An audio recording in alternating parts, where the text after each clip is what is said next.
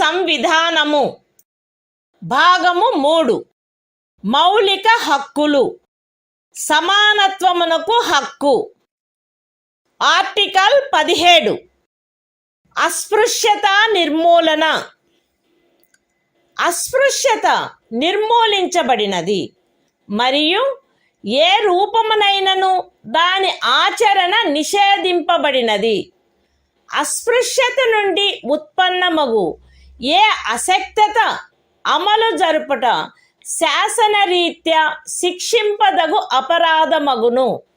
Constitution of India, Part 3, Fundamental Rights, Right to Equality, Article 17, Abolition of Untouchability. Untouchability is abolished and its practice in any form is forbidden. The enforcement of any disability arising out of untouchability shall be an offence punishable in accordance with law.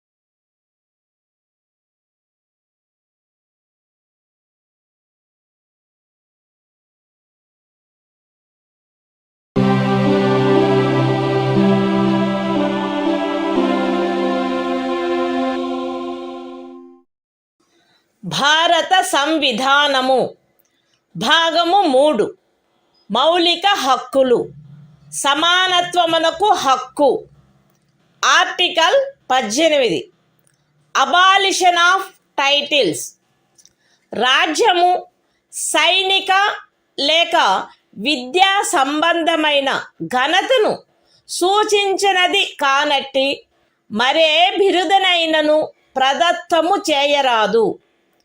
భారతదేశ పౌరుడెవరును ఏ విదేశీ రాజ్యము నుండి ఎట్టి బిరుదును స్వీకరించరాదు. భారతదేశ పౌరుడు కాని ఏ వ్యక్తియు తాను రాజ్యము ఖదీనమైన ఏదేని లాభాయుత లేక విశ్వాసయుత పదవిలో ఉన్నంతకాలము రాష్ట్రపతి సమ్మతి లేకుండా ఏ విదేశీ రాజ్యము నుండి ఎట్టి బిరుదును స్వీకరించరాదు. రాజ్యముకు అధీనమైన ఏదేని లాభాయుత లేక విశ్వాసయుత పదవిలోనున్న వ్యక్తి రాష్ట్రపతి సమ్మతి లేకుండా ఏ విదేశీ రాజ్యము నుండి కానీ ఏ విదేశీ రాజ్యము క్రింద కానీ ఎట్టి బహుమతిని లేక ఉపలబ్ధిని లేక ఏ విధమగు పదవిని స్వీకరించరాదు. Constitution of India, Part 3, Fundamental Rights, Right to Equality, Article 18, Abolition of Titles. 1. No title, not being a military or academic distinction, shall be conferred by the state. 2. No citizen of India shall accept any title from any foreign state. 3. No person who is not a citizen of India shall, while he holds any office of profit or trust under the state, accept without the consent of the President, any title from any foreign state. 4. No person holding any office of profit or trust under the state shall, without the consent of the President, accept any present, emolument, or office of any kind from or under any foreign state.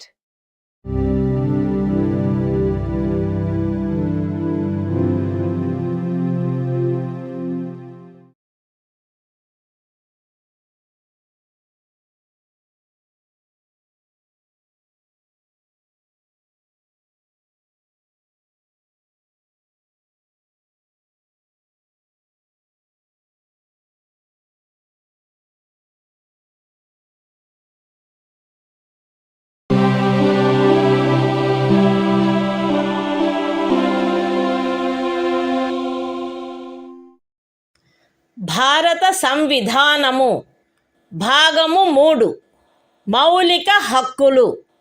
స్వాతంత్ర్యమునకు హక్కు. Article 19 walk స్వాతంత్ర్యము మొదలైన వాటి విషయమున రక్షణ. పౌరులందరూ ఈ క్రింది హక్కులు కలిగియుందురు. A walk స్వాతంత్రమునకు మరియు భావ ప్రకటన స్వాతంత్ర్యమునకు. బి శాంతియుతముగాను మరియు ఆయుధములు లేకుండాను సమావేశమగుటకు. సి అసోసియేషనులు లేక సంఘములు లేక సహకార సంఘములు ఏర్పాటు చేయుటకు. డి భారతదేశ రాజ్య క్షేత్రము అంతటను స్వేచ్ఛగా సంచరించుటకు. ఈ భారతదేశ రాజ్య క్షేత్రమునందు ఏ భాగములోనైనను నివసించుటకు మరియు స్థిర నివాసము ఏర్పరచుకొనుటకు. మరియు జి ఏదేని వృత్తిని అవలంబించుటకు లేక ఏదేని ఉపజీవికను వ్యాపారమును లేక వర్తకమును సాగించుటకు. అస్తిత్వములో ఉన్నదైనను చేయబడునదైనను ఏదేని శాసనము ఖండము 1 ఉపఖండము ఏ ద్వారా ప్రదత్తమైన హక్కును వినియోగించుటపై యుక్తమైన నిర్బంధనలను విధించునదైన ఎడల అట్టి నిర్బంధనలు భారతదేశము యొక్క సార్వభౌమత మరియు అఖండత, రాజ్య భద్రత, విదేశీ రాజ్యములతో స్నేహ సంబంధములు, ప్రజాశాంతి, సభ్యత లేక నైతికత వీటికి సంబంధించిన హితముల దృష్ట్యా గాని న్యాయస్థాన ధిక్కారము, పరువు నష్టము లేక ఏదేని అపరాధ ప్రేరణ వీటి సంబంధమున విధించబడినచో అంత మేరకు ఆ శాసనము యొక్క అమలుకు సదరు ఉపఖండములో ఉన్నదేదియు భంగము కలిగించదు. లేక ఆ శాసనము చేయుట నుండి ఈ ఉపఖండంలో ఉన్నదేదియు రాజ్యమును నివారించదు. అస్తిత్వములో ఉన్నదైనను చేయబడునదైనను ఏదేని శాసనము సదరు ఖండము యొక్క ఉపఖండము బి ద్వారా ప్రదత్తమైన హక్కును వినియోగించుటపై యుక్తమైన నిర్బంధనలను విధించునదైన ఎడల అట్టి నిర్బంధనలు భారతదేశము యొక్క సార్వభౌమత మరియు అఖండత లేక ప్రజాశాంతి వీటికి సంబంధించిన హితముల దృష్ట్యా విధించబడినచో అంత మేరకు ఆ శాసనము యొక్క అమలుకు సదరు ఉపఖండంలో ఉన్నదేదియు భంగము కలిగించదు. లేక ఆ శాసనమును చేయుట నుండి ఆ ఉపఖండములో ఉన్నదేదియు రాజ్యమును నివారించదు. అస్తిత్వములో ఉన్నదైనను చేయబడినదైనను ఏదేని శాసనము సదరు ఖండము యొక్క ఉపఖండము సి ద్వారా ప్రదత్తమైన హక్కును వినియోగించుటపై యుక్తమైన నిర్బంధనలను విధించునదైన ఎడల అట్టి నిర్బంధనలు భారతదేశము యొక్క సార్వభౌమత మరియు అఖండత లేక ప్రజాశాంతి లేక నైతికత వీటికి సంబంధించిన హితముల దృష్ట్యా విధించబడినచో అంత మేరకు ఆ శాసనము యొక్క అమలుకు సదరు ఉపఖండములో ఉన్నదేదియు భంగము కలిగించదు, లేక ఆ శాసనము చేయుట నుండి ఆ ఉపఖండములోనున్నదేదియు రాజ్యమును నివారించదు. అస్తిత్వములో ఉన్నదైనను చేయబడినదైనను ఏదేని శాసనము సదరు ఖండము యొక్క ఉపఖండములు డి మరియు ఈ ద్వారా ప్రదత్తమైన ఏదేని హక్కును వినియోగించుటపై యుక్తమైన నిర్బంధనలను విధించునదైన ఎడల అట్టి నిర్బంధనలు జనసామాన్యము యొక్క హితము కొరకు గాని ఏదేని అనుసూచిత జనజాతి యొక్క హితముల రక్షణ కొరకు గాని విధించబడినచో అంత మేరకు ఆ శాసనము యొక్క అమలుకు సదరు ఉపఖండములలో ఉన్నదేదియు భంగము కలిగించదు, లేక ఆ శాసనమును చేయుట నుండి ఆ ఉపఖండములలో ఉన్నదేదియు రాజ్యమును నివారించదు. అస్తిత్వములో ఉన్నదైనను చేయబడునదైనను ఏదేని శాసనము సదరు ఖండము యొక్క ఉపఖండము జి ద్వారా ప్రదత్తమైన ఏదేని హక్కును వినియోగించుటపై యుక్తమైన నిర్బంధనలను విధించునదైన ఎడల అట్టి నిర్బంధనలు జనసామాన్యము యొక్క హితము కొరకు విధించబడినచో అంత మేరకు ఆ శాసనము యొక్క అమలుకు సదరు ఉపఖండములో ఉన్నదేదియు భంగము కలిగించదు, లేక ఆ శాసనమును చేయుట నుండి ఆ ఉపఖండములో ఉన్నదేదియు రాజ్యమును నివారించదు. మరియు ప్రత్యేకించి అస్తిత్వములో ఉన్నదైనను చేయబడునదైనను ఏదేని శాసనము ఈ క్రింద తెలిపిన వాటికి సంబంధించినదైన ఎడల అంత మేరకు ఆ శాసనము యొక్క అమలుకు సదరు ఉపఖండములో ఉన్నదేదియు భంగము కలిగించదు, లేక ఆ శాసనమును చేయుట నుండి ఆ ఉపఖండములో ఉన్నదేదియు రాజ్యమును నివారించదు. అవేవనగా ఏదేని వృత్తిని అవలంబించుటకు లేక ఏదేని ఉపజీవికను వ్యాపారమును లేక వర్తకమును సాగించుటకు ఆవశ్యకమగు వృత్తి సంబంధమైన లేక సాంకేతిక అర్హతలు లేక పూర్ణత లేక భాగత పౌరులను అపవర్జించైనను అన్యథా అయినను రాజ్యముచే లేక రాజ్యమునకు చెందిన లేక రాజ్యము యొక్క నియంత్రణలోనున్న ఏదేని కార్పొరేషన్చే ఏదేని వ్యాపారము వర్తకము పరిశ్రమ లేక సేవ సాగించబడుట. Constitution of India, Part 3. Fundamental Rights. Right to Freedom. Article 19. Protection of certain rights regarding freedom of speech, etc. All citizens shall have the right a. to freedom of speech and expression, b. to assemble peaceably and without arms, c. to form associations or unions or cooperative societies, d. to move freely throughout the territory of India, a. to reside and settle in any part of the territory of India, and g. to practice any profession, or to carry on any occupation, trade or business.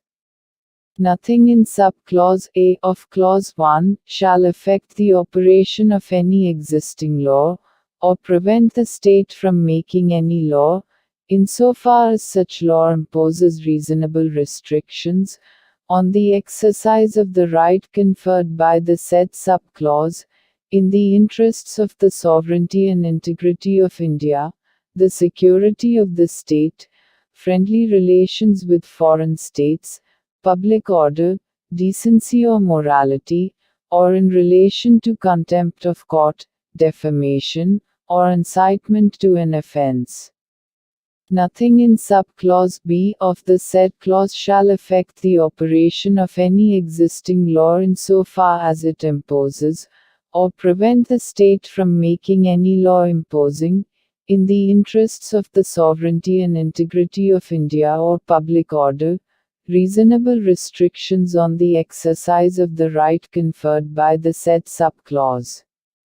Nothing in subclause C of the said clause shall affect the operation of any existing law insofar as it imposes, or prevent the state from making any law imposing, in the interests of the sovereignty and integrity of India or public order or morality, reasonable restrictions on the exercise of the right conferred by the said subclause. Nothing in subclauses D and A of the said clause shall affect the operation of any existing law insofar as it imposes, or prevent the state from making any law imposing, reasonable restrictions on the exercise of any of the rights conferred by the said subclauses, either in the interests of the general public, or for the protection of the interests of any scheduled tribe.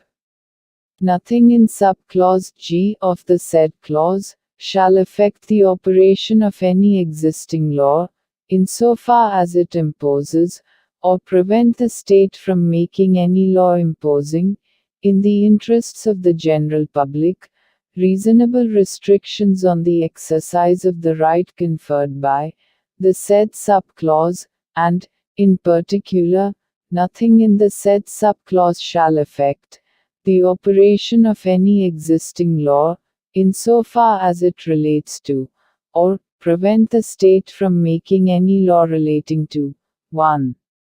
The professional or technical qualifications necessary for practicing any profession, or carrying on any occupation, trade or business, or 2. The carrying on, by the state, or by a corporation, owned or controlled by the state, of any trade, business, industry or service, whether to the exclusion, complete or partial, of citizens, or otherwise.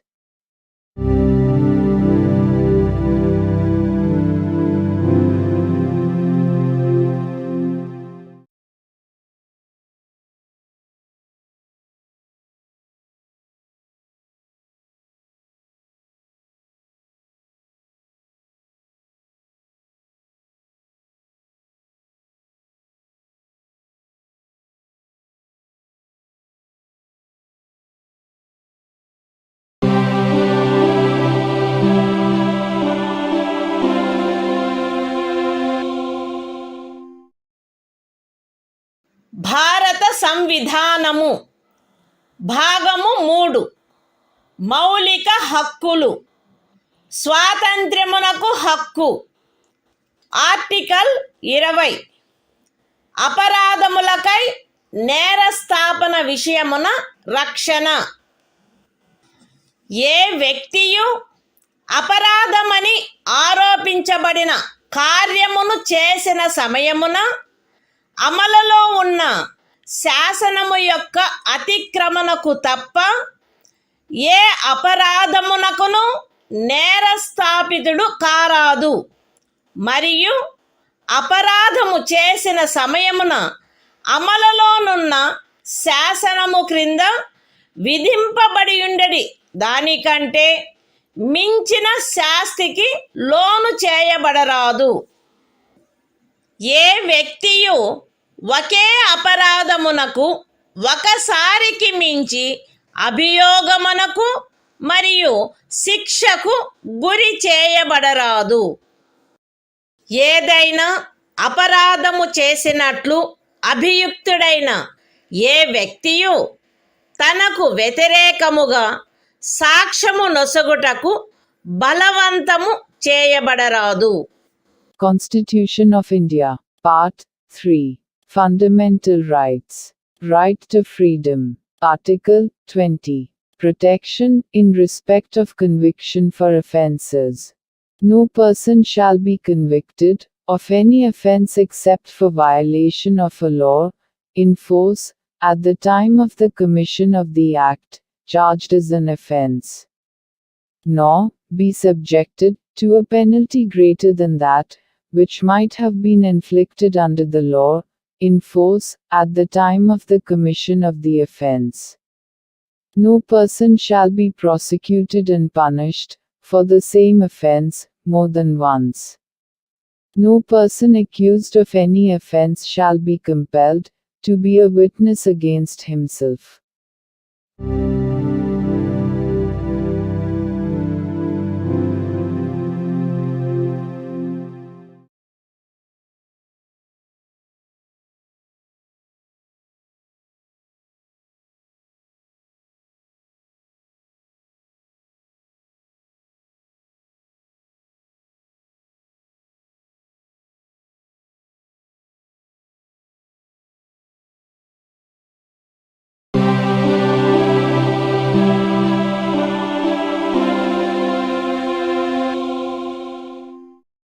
భారత సంవిధానము భాగము 3. మౌలిక హక్కులు. స్వాతంత్ర్యమునకు హక్కు. Article 21. ప్రాణ మరియు వ్యక్తిగత స్వాతంత్ర రక్షణ.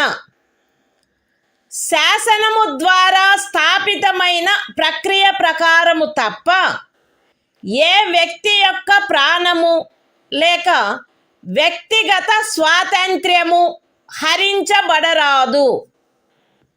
Constitution of India, Part 3. Fundamental Rights. Right to Freedom. Article 21. Protection of life and personal liberty. No person shall be deprived of his life or personal liberty, except according to procedure established by law.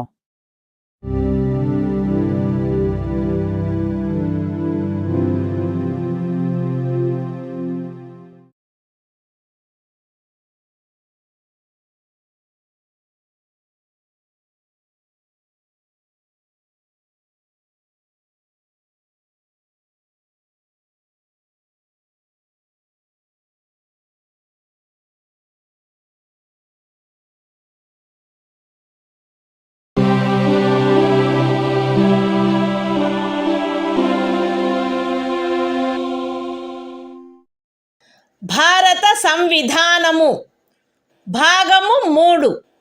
మౌలిక హక్కులు. స్వాతంత్ర్యమునకు హక్కు. Article 21A. విద్యా హక్కు.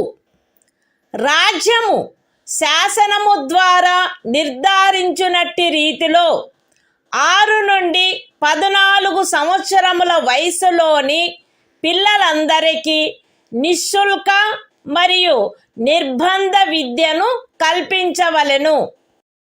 Constitution of India, Part 3. Fundamental Rights. Right to Freedom. Article 21A. Right to Education. The state shall provide free and compulsory education to all children of the age of 6 to 14 years, in such manner as the state may, by law, determine.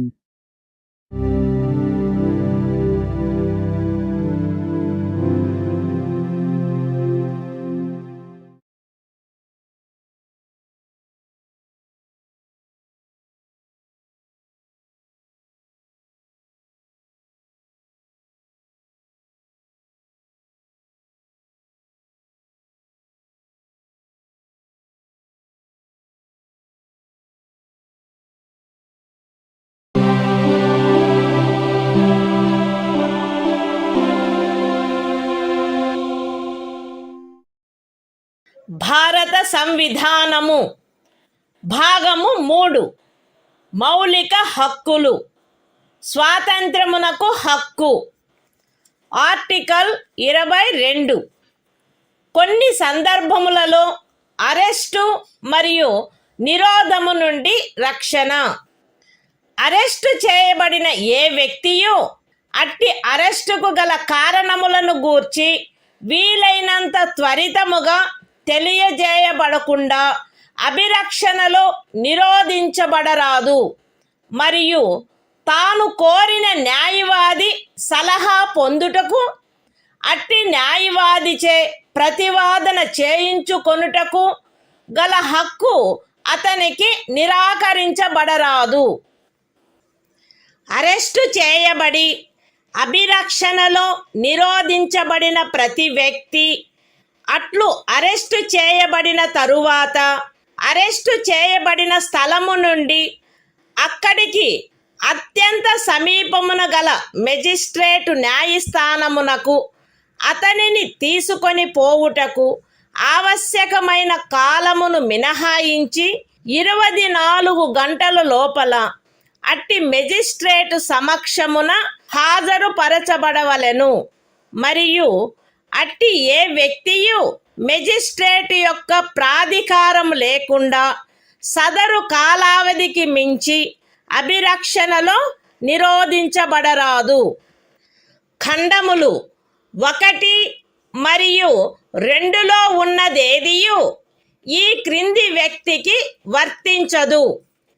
తత్సమయమున శత్రుదేశీయుడైన ఎవరేని వ్యక్తి లేక నివారక నిరోధమును నిబంధించు ఏదేని శాసనము క్రింద arrest చేయబడిన లేక నిరోధింపబడిన ఎవరేని వ్యక్తి నివారక నిరోధము కొరకు నిబంధించు శాసనము ఏదియు ఉన్నత న్యాయస్థానపు న్యాయాధీశునిగా నియమింపబడిన లేక నియమింపబడుటకు అర్హత కలిగిన వ్యక్తులతో కూడిన సలహా బోర్డు తన అభిప్రాయంలో సదరు 3 మాసములకు మించి నిరోధించుటకు తగినంత కారణము కలదని సదరు కాలావధి ముగియుటకు పూర్వము రిపోర్టు చేసిననే తప్ప.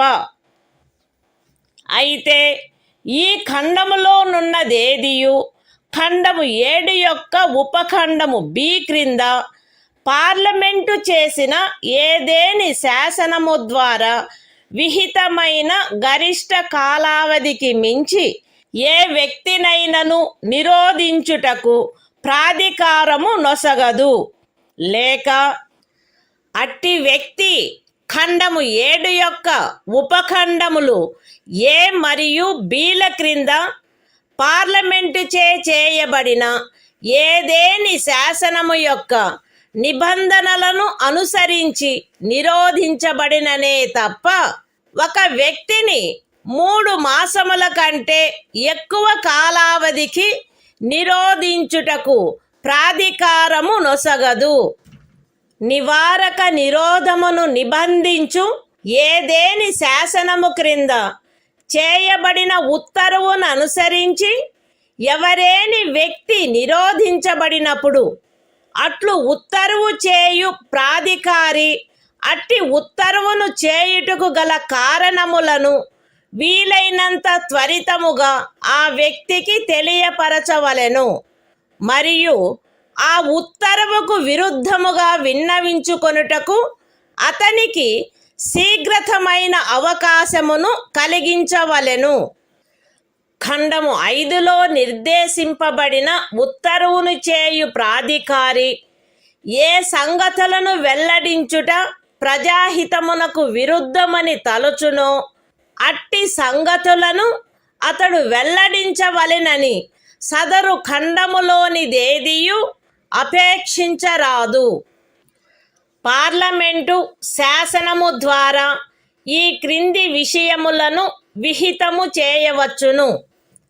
ఏ ఖండము 4 యొక్క ఉపఖండము ఏలోని నిబంధనలను అనుసరించి సలహా బోర్డు యొక్క అభిప్రాయమును పొందకుండా నివారక నిరోధమును నిబంధించు ఏదేని శాసనము క్రింద ఏదేని తరగతికి లేక తరగతులకు చెందిన కేసులలో ఒక వ్యక్తిని 3 మాసములకు మించిన కాలావధికి నిరోధించుటకైన పరిస్థితులను.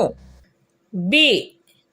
నివారక నిరోధమును నిబంధించు ఏదేని శాసనము క్రింద ఏదేని తరగతికి లేక తరగతులకు చెందిన కేసులలో ఎవరేని వ్యక్తి యొక్క నిరోధమునకు గరిష్ట కాలావధి మరియు సి. ఖండము 4 యొక్క ఉపఖండము ఏ క్రింద పరిశీలనలో సలహా బోర్డు అనుసరించవలసిన ప్రక్రియ. Constitution of India, Part 3. Fundamental Rights. Right to Freedom. Article 22. Protection against arrest and detention in certain cases.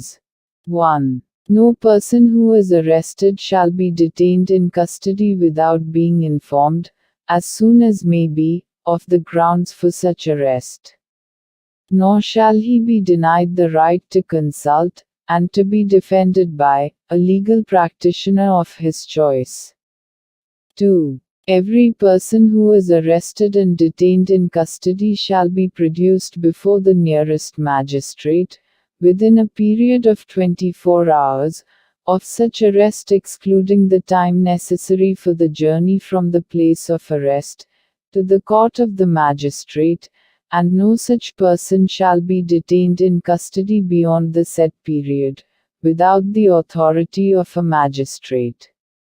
3. Nothing in clauses 1 and 2 shall apply to any person who for the time being is an enemy alien, or to any person who is arrested or detained, under any law providing for preventive detention. 4. No law providing for preventive detention shall authorize the detention of a person, for a longer period than 3 months.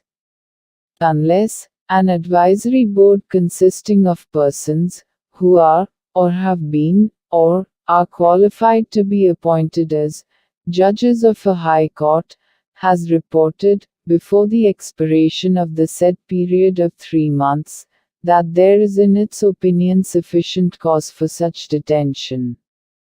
Provided that nothing in this subclause shall authorize the detention of any person, beyond the maximum period prescribed by any law made by Parliament, under subclause B of clause 7. Or, such person is detained, in accordance with the provisions of any law made by Parliament, under subclauses A and B of clause 7.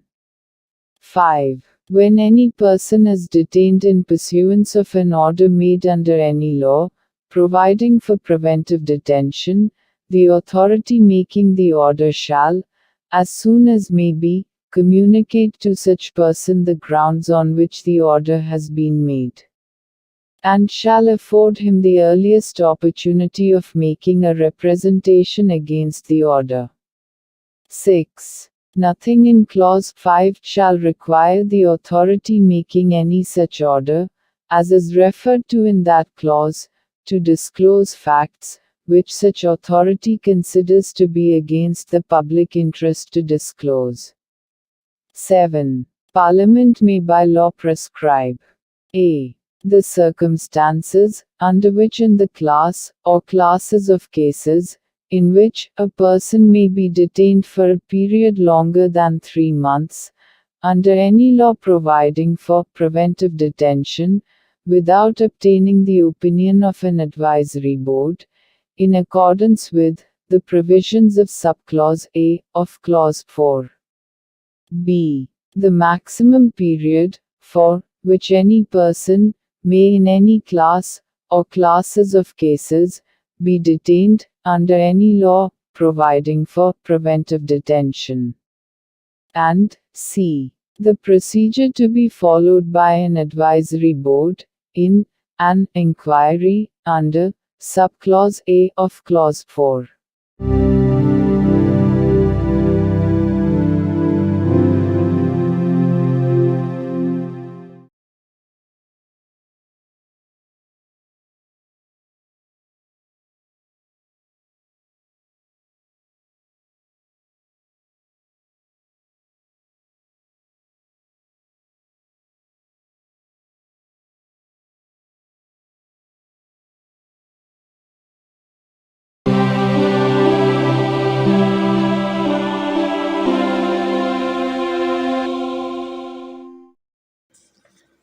భారత సంవిధానము భాగము 3 మౌలిక హక్కులు శోషణ నుండి రక్షణకు హక్కు article 23 మనుష్యుల క్రయ విక్రయములపై మరియు బలవంతపు చాకిరీలపై నిషేధము మనుష్యుల క్రయ విక్రయము వెట్టి మరియు తాదృశ్యమైన బలవంతపు చాకిరీలు నిషేధింపబడినవి.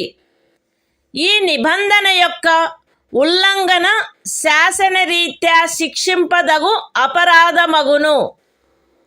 అయితే ఈ అనుచ్ఛేదములో ఉన్నదేదియు సార్వజనిక ప్రయోజనముల కొరకు నిర్బంధ సేవను విధించుట నుండి రాజ్యమును నివారించదు మరియు అట్టి సేవను విధించుటలో రాజ్యము కేవలము మతము, జాతి, కులము లేక వర్గ కారణములను బట్టి కానీ వాటిలో వేనిని బట్టి కానీ విచక్షణ చేయరాదు. The Constitution of India, Part 3, Fundamental Rights, Right Against Exploitation, Article 23, Prohibition of Traffic in Human Beings and Forced Labor. 1. Traffic in human beings, and beggar, and other similar forms of forced labor, are prohibited. And any contravention of this provision shall be an offense, punishable, in accordance with law. 2. Nothing in this article shall prevent the state from imposing compulsory service for public purposes. And in imposing such service, the state shall not make any discrimination on grounds only of religion, race, caste or class or any of them.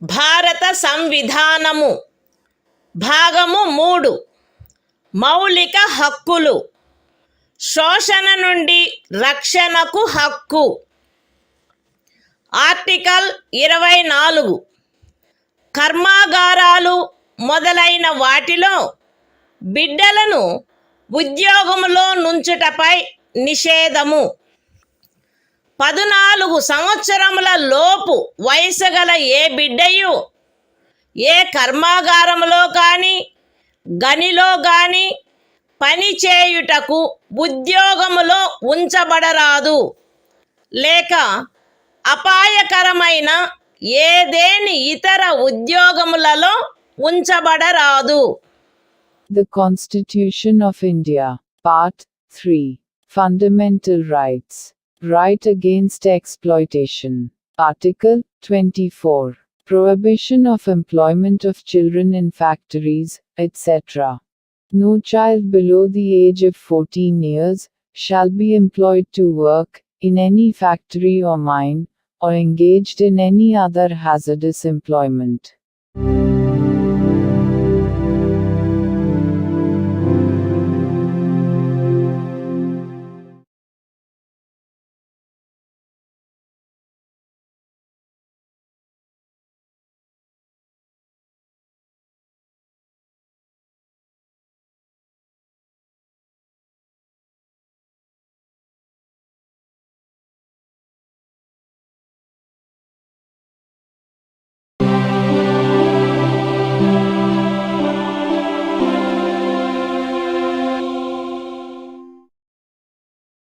భారత సంవిధానము భాగము 3 మౌలిక హక్కులు మత స్వాతంత్ర్యపు హక్కు article 25 అంతరాత్మను అనుసరించి స్వాతంత్ర్యము, స్వేచ్ఛాయుత మతావలంబన, ఆచరణ, ప్రచారములు ప్రజాశాంతికి, నైతికతకు, ఆరోగ్యమునకు మరియు ఈ భాగము యొక్క ఇతర నిబంధనలకు అత్యధీనమై అంతరాత్మను అనుసరించి స్వాతంత్రమునకును, స్వేచ్ఛగా మతమును అవలంబించుటకును, ఆచరించుటకును, ప్రచారము చేయుటకును జనులందరూ సమానముగా హక్కు కలిగియుందురు.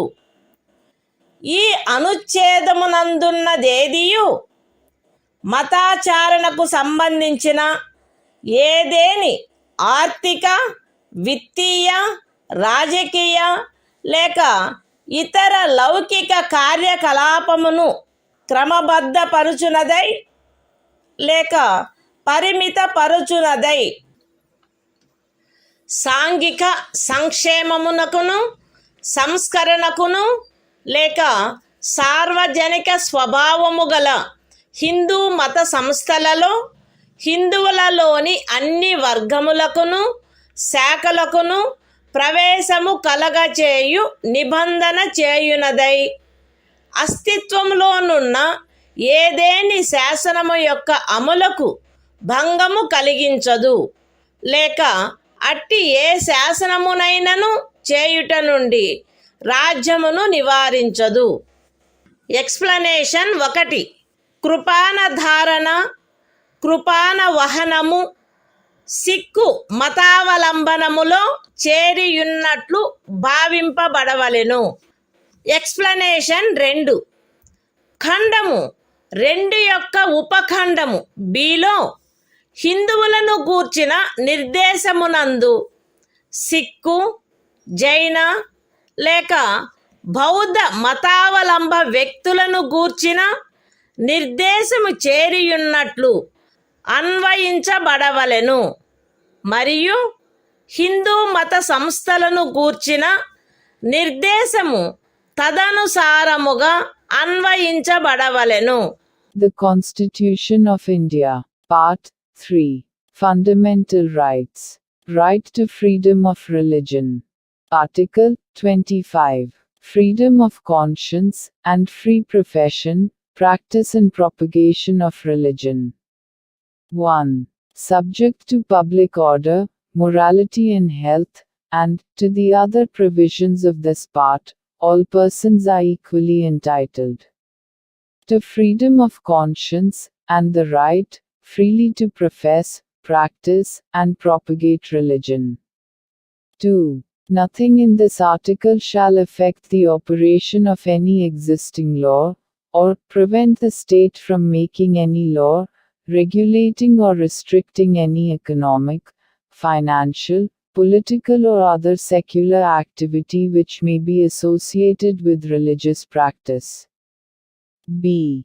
Providing for social welfare and reform, or the throwing open of Hindu religious institutions of a public character to all classes and sections of Hindus. Explanation 1. The wearing and carrying of kirpans shall be deemed to be included in the profession of the Sikh religion.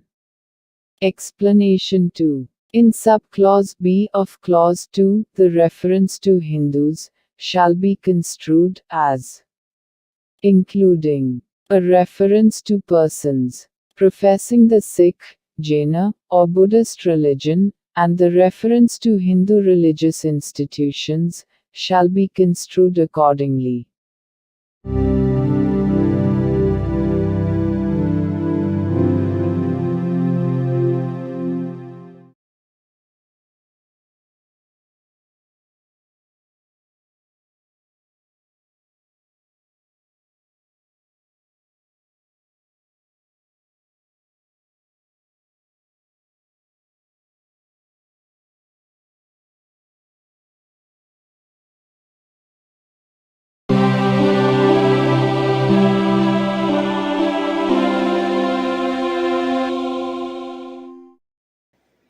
భారత సంవిధానము భాగము 3 మౌలిక హక్కులు. మత స్వాతంత్ర్యపు హక్కు. Article 26 మత వ్యవహార నిర్వహణ స్వాతంత్ర్యము. ప్రజాశాంతికి, నైతికతకు మరియు ఆరోగ్యమునకు అత్యధీనమై ప్రతి మత శాఖ లేక అందలి ఏ ఉపశాఖైనను ఈ క్రింది హక్కును కలిగియుండును: మత మరియు ధార్మిక ప్రయోజనముల కొరకు సంస్థలను స్థాపించుట మరియు పోషించుట, మత విషయములలో స్వీయ వ్యవహారములను నిర్వహించుకొనుట, స్థిరాస్తిని మరియు చరాస్తిని కలిగియుండుట మరియు ఆర్జించుట, మరియు అట్టి ఆస్తిని శాసనమును అనుసరించి నిర్వహించుట. The Constitution of India, Part 3. Fundamental Rights. Right to freedom of religion. Article 26. Freedom to manage religious affairs. Subject to public order, morality and health, every religious denomination, or any section thereof, shall have the right a. to establish and maintain institutions for religious and charitable purposes. b. to manage its own affairs, in matters of religion. c. to own, and acquire, movable and immovable property, and d. to administer such property in accordance with law.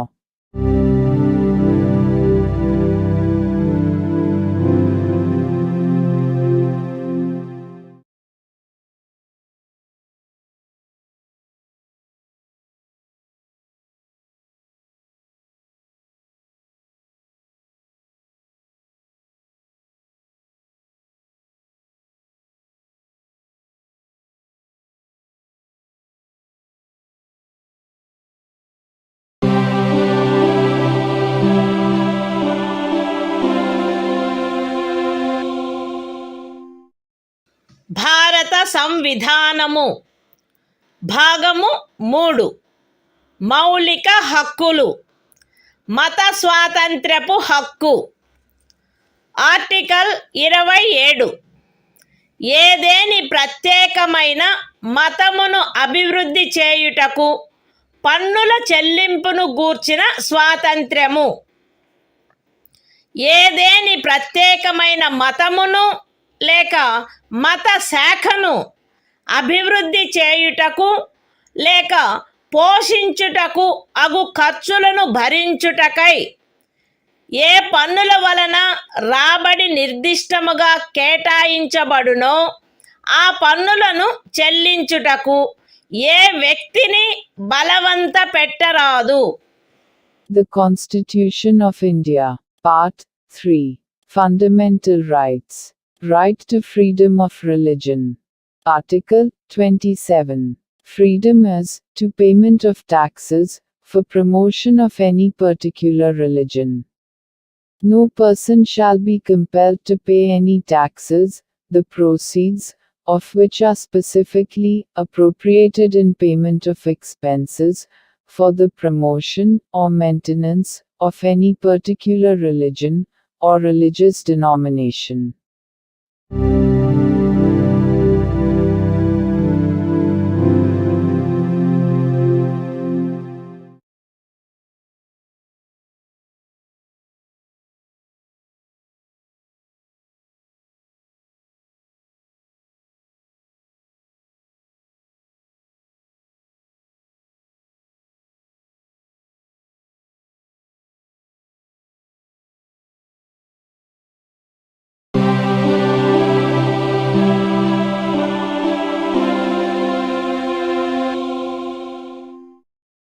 భారత సంవిధానము.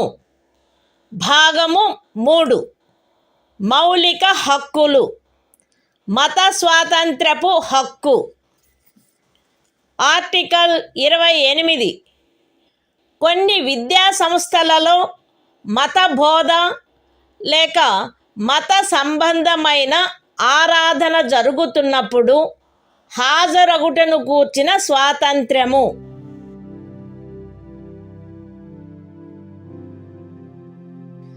రాజ్య నిధుల నుండి సంపూర్ణముగా పోషింపబడుచున్న ఏ విద్యా సంస్థలోనూ ఎట్టి మత బోధనకైనను ఏర్పాటు చేయరాదు.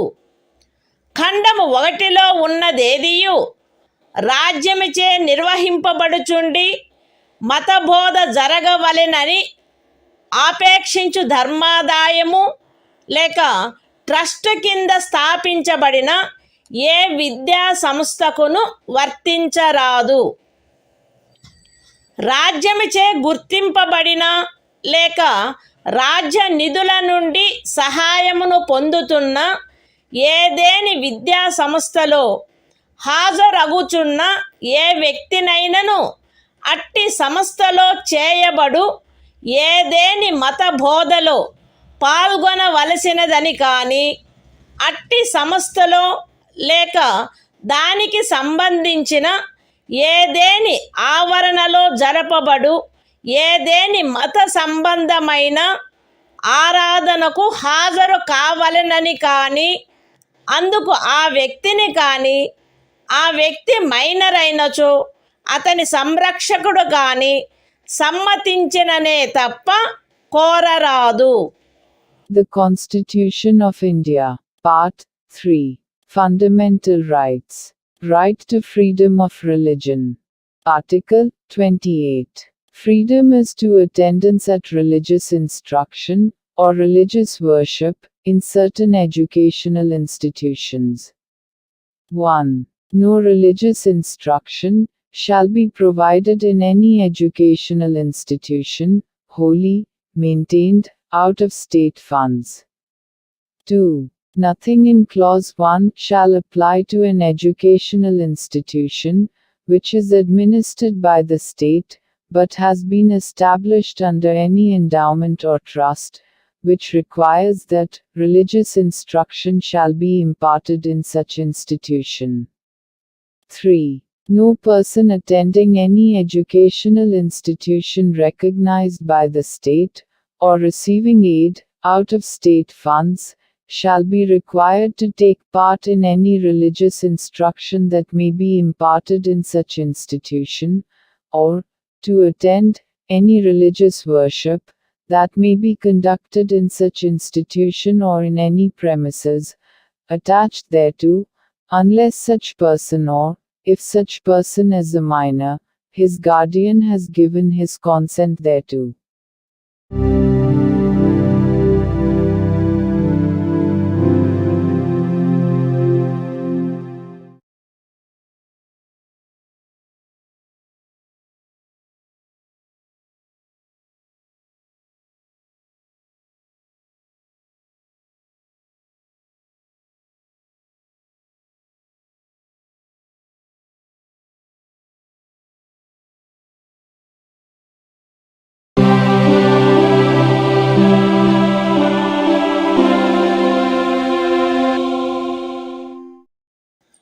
భారత సంవిధానము భాగము 3 మౌలిక హక్కులు.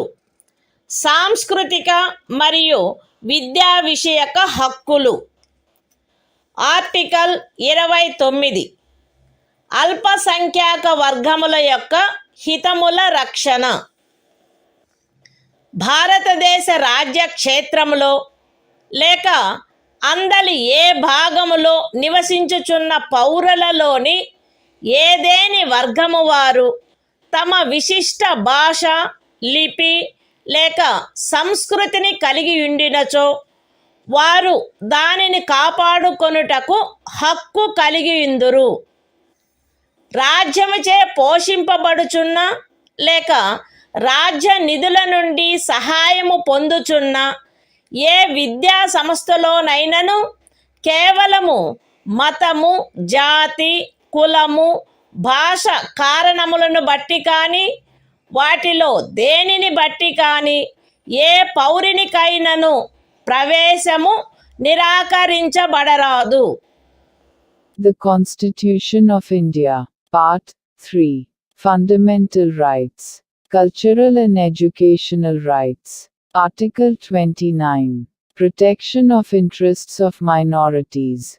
1. Any section of the citizens residing in the territory of India, or any part thereof having a distinct language, script, or culture of its own, shall have the right to conserve the same.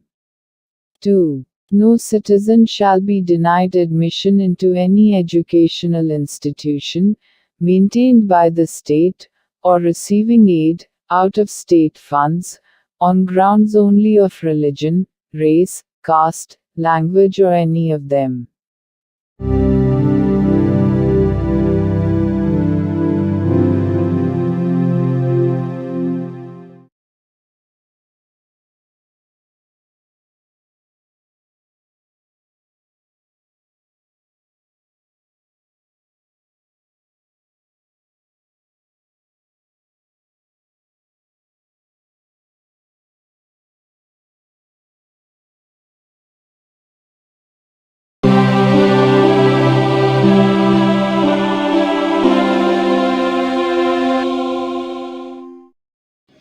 భారత సంవిధానము భాగము 3 మౌలిక హక్కులు సాంస్కృతిక మరియు విద్యా విషయక హక్కులు.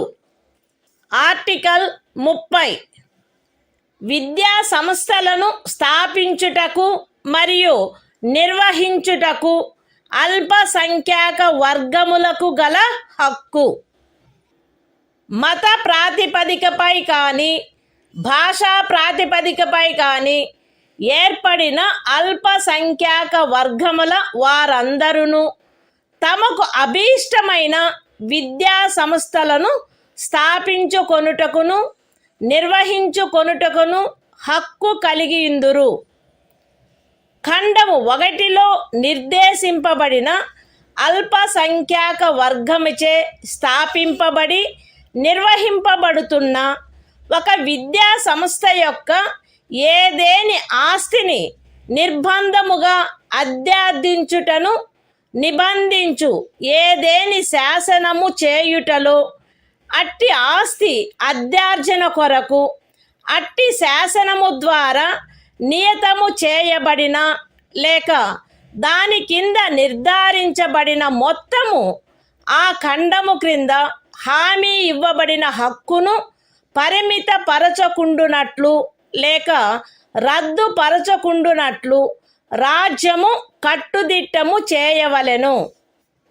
విద్యా సంస్థలకు సహాయము చేయు సందర్భములలో మత ప్రాతిపదికపై లేక భాషా ప్రాతిపదికపై ఏర్పడిన అల్పసంఖ్యాక వర్గము యొక్క నిర్వహణలో ఉన్నదను కారణమును బట్టి ఏ విద్యా సంస్థకు విరుద్ధముగాను రాజ్యము విచక్షణ చేయరాదు. The Constitution of India. Part 3. Fundamental Rights. Cultural and Educational Rights. Article 30. Right of minorities to establish and administer educational institutions. 1. All minorities, whether based on religion or language, shall have the right to establish and administer educational institutions of their choice. In making any law providing for the compulsory acquisition of any property of an educational institution established and administered by a minority, referred to in Clause 1. The state shall ensure that the amount fixed by or determined under such law, for the acquisition of such property, is such, as would not restrict or abrogate, the right guaranteed under that clause. 2. The state shall not, in granting aid to educational institutions, discriminate against any educational institution, on the ground that it is under the management of a minority, whether based on religion or language.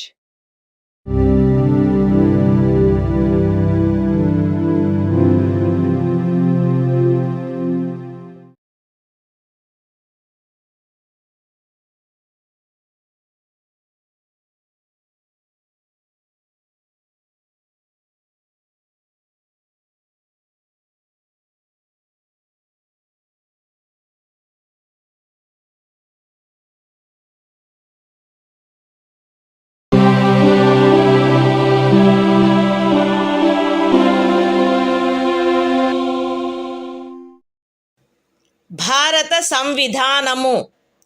భాగము 3. మౌలిక హక్కులు. కొన్ని శాసనముల వ్యావృత్తి. Article 31A.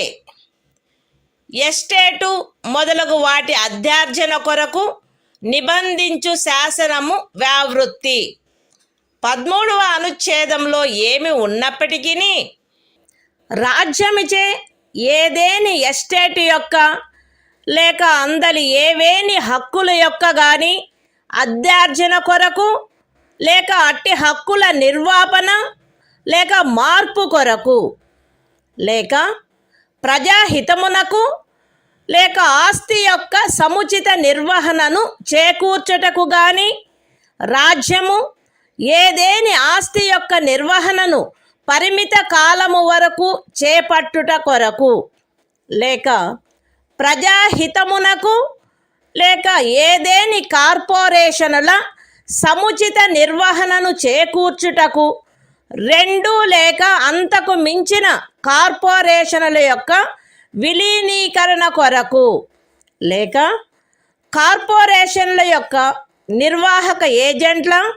కార్యదర్శుల మరియు కోశాధికారుల, managing డైరెక్టర్ల, ఆదేశకుల లేక నిర్వాహకుల హక్కులను లేక కార్పొరేషన్ల యొక్క వాటాదారుల ఓటింగు హక్కులను నిర్వాపన చేయుట కొరకు లేక మార్పు చేయుట కొరకు లేక ఏదేని ఖనిజముకైన కౌలు లేక ఖనిజ తైలమును వెతుకుటకైనా లేక వెలికి తీయుటకైనా ఖరారు, కౌలు లేక లైసెన్సును బట్టి ప్రాప్తించు ఏవేని హక్కులను నిర్వాపన చేయుట కొరకు లేక మార్పు చేయుట కొరకు లేక అట్టి ఖరారు, కౌలు లేక లైసెన్సును సమయాత్పూర్వమే సమాప్తము చేయుట కొరకు లేక రద్దు చేయుట కొరకు నిబంధించునట్టి శాసనము దేనిని గాని 14వ అనుచ్ఛేదము లేక 19వ అనుచ్ఛేదము ద్వారా ప్రదత్తమైన హక్కులలో దేనికైనను అసంగతమగునున్నదను లేక అట్టి హక్కులలో దేనినైనను తీసివేయునను లేక కుంచించునను కారణమును బట్టి ప్రభావ శూన్యమగునవి భావించరాదు. అయితే అట్టి శాసనము ఒక రాజ్య శాసన మండలిచే చేయబడినదైన ఎడల రాష్ట్రపతి పర్యాలోచన కొరకై ప్రత్యేకింపబడి ఆయన అనుమతిని పొందిననే తప్ప ఈ అనుచ్ఛేదము యొక్క నిబంధనలు దానికి వర్తించవు.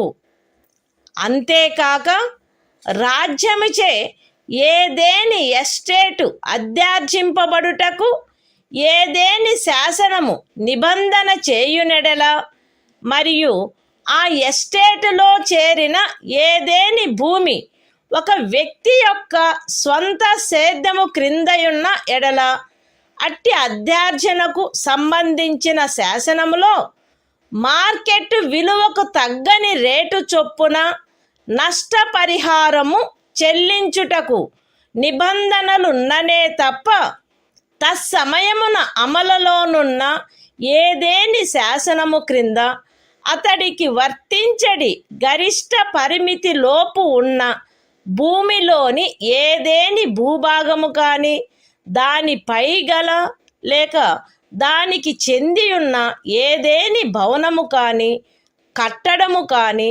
రాజ్యముచే అధ్యార్జింపబడుట శాసన సమ్మతము కాదు.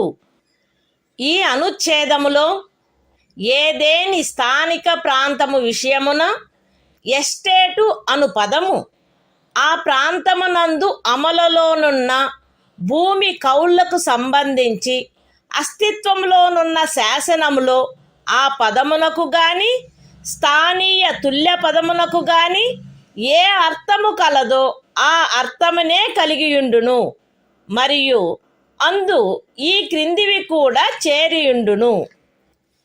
ఏదేని జాగీరు, ఇనాం లేక మౌఫీ లేక ఇతరమైన తాదృశ అనుదానము మరియు తమిళనాడు కేరళ రాజ్యములలో ఏదేని జన్మం హక్కు రైతువారీ సెటిల్మెంట్ కింద కలిగి ఉన్న ఏదేని భూమి బంజరు భూమి అటవీ భూమి పచ్చిక బయళ్ళ భూమి లేక కర్షకులు లేక వ్యవసాయ కూలీలు మరియు చేతి వృత్తుల వారు ఆక్రమించుకొనిన భవనములు మరియు ఇతర కట్టడములు ఉన్న స్థలములతో సహా వ్యవసాయ లేక తత్సహాయక ప్రయోజనముల కొరకు ఎవరేని కలిగియున్నా లేక ఎవరికేని కౌలుకు ఇవ్వబడిన ఏదేని భూమి.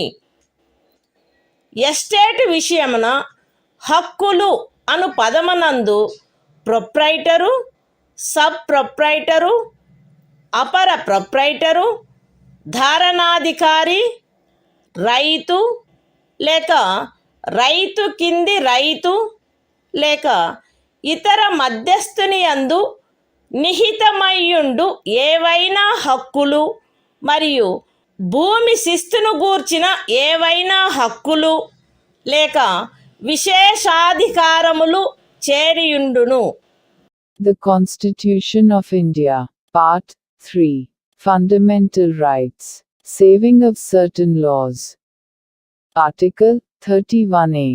Saving of laws providing for acquisition of estates, etc.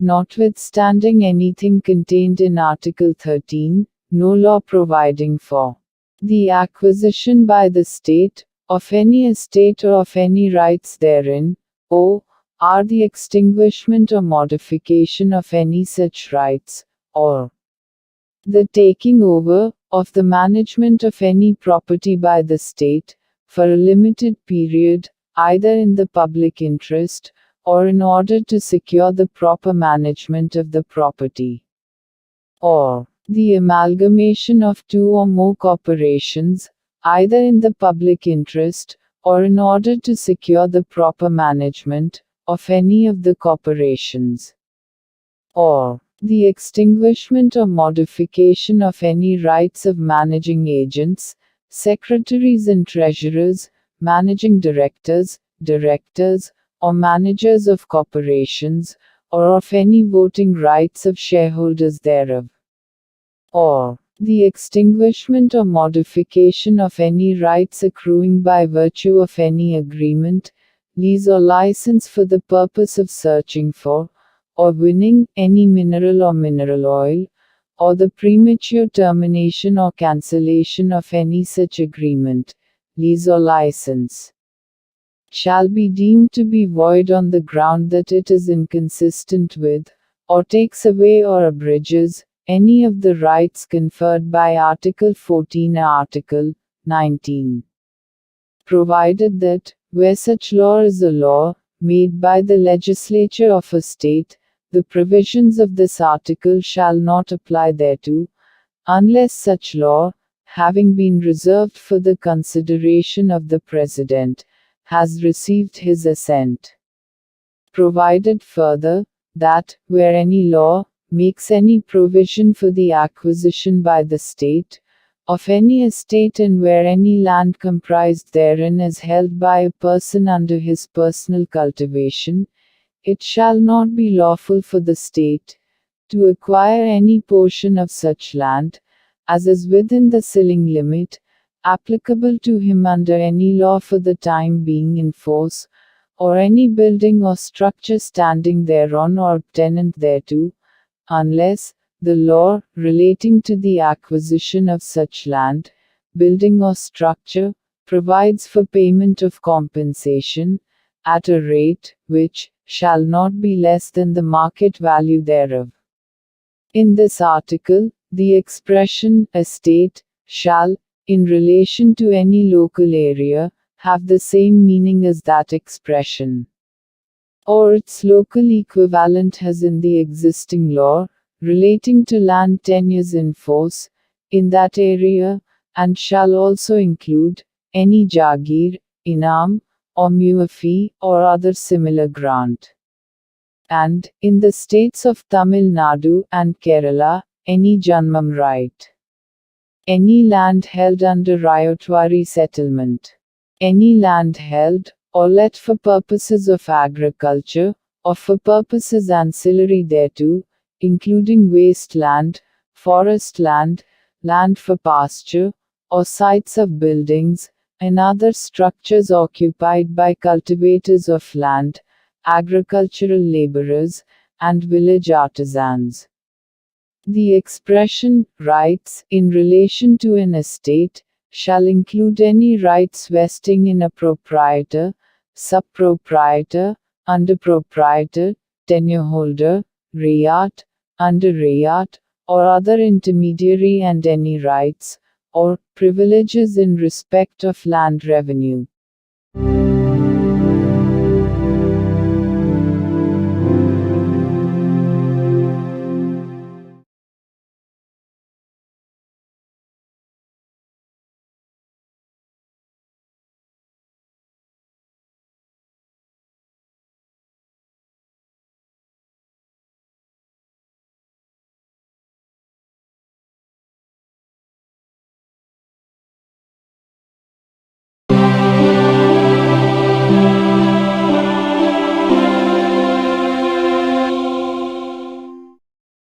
భారత సంవిధానము భాగము 3 మౌలిక హక్కులు. కొన్ని శాసనముల వ్యావృత్తి. Article 31 B. కొన్ని చట్టములకు మరియు వినిమయములకు శాసనిక మాన్యత కలగజేయుట. 31 ఏ అనుచ్ఛేదములో గల నిబంధనల సాధారణతకు భంగము కలగకుండా 9వ అనుసూచిలో నిర్దిష్టపరచబడిన ఏవేని చట్టములు, నియమములు, వాటి యొక్క ఏవేని నిబంధనలు, అట్టి చట్టము, నియమము లేక నిబంధనను ఈ భాగంలోని ఏవేని నిబంధనల ద్వారా ప్రదత్తమైన ఏవేని హక్కులకు అసంగతముగా నున్నదను, లేక ఆ హక్కులలో దేనినైనను తీసివేయుచున్నదను, లేక కుంచుచున్నదను ఆధారముపై ప్రభావశూన్యమైనదని గాని, ఎప్పుడైనను ప్రభావశూన్యమై యుండినదని గాని భావించరాదు. మరియు ఏదేని న్యాయస్థానము లేక ట్రిబ్యునల్ యొక్క ఏదేని తీర్పు, డిక్రీ లేక ఉత్తర్వు దానికి విరుద్ధముగా నున్నప్పటికీ సదరు ప్రతి చట్టము మరియు నియమము దాని రద్దు లేక సవరణ చేయుటకు ఏదేని సమర్థ శాసన మండలికి గల అధికారమునకు అత్యధీనమై అమలునందు కొనసాగవలెను. The Constitution of India, Part 3, Fundamental Rights, Saving of Certain Laws. Article 31b. Validation of certain acts and regulations. Without prejudice to the generality of the provisions contained in Article 31a. None of the acts and regulations specified in the 9th schedule, nor any of the provisions thereof shall be deemed to be void, or ever to have become void on the ground that such act, regulation or provision is inconsistent with, or takes away or abridges any of the rights conferred by, any provisions of this part. And, notwithstanding any judgment, decree or order of any court or tribunal, to the contrary, each of the said acts and regulations shall, subject to the power of any competent legislature to repeal, or amend it, continue in force.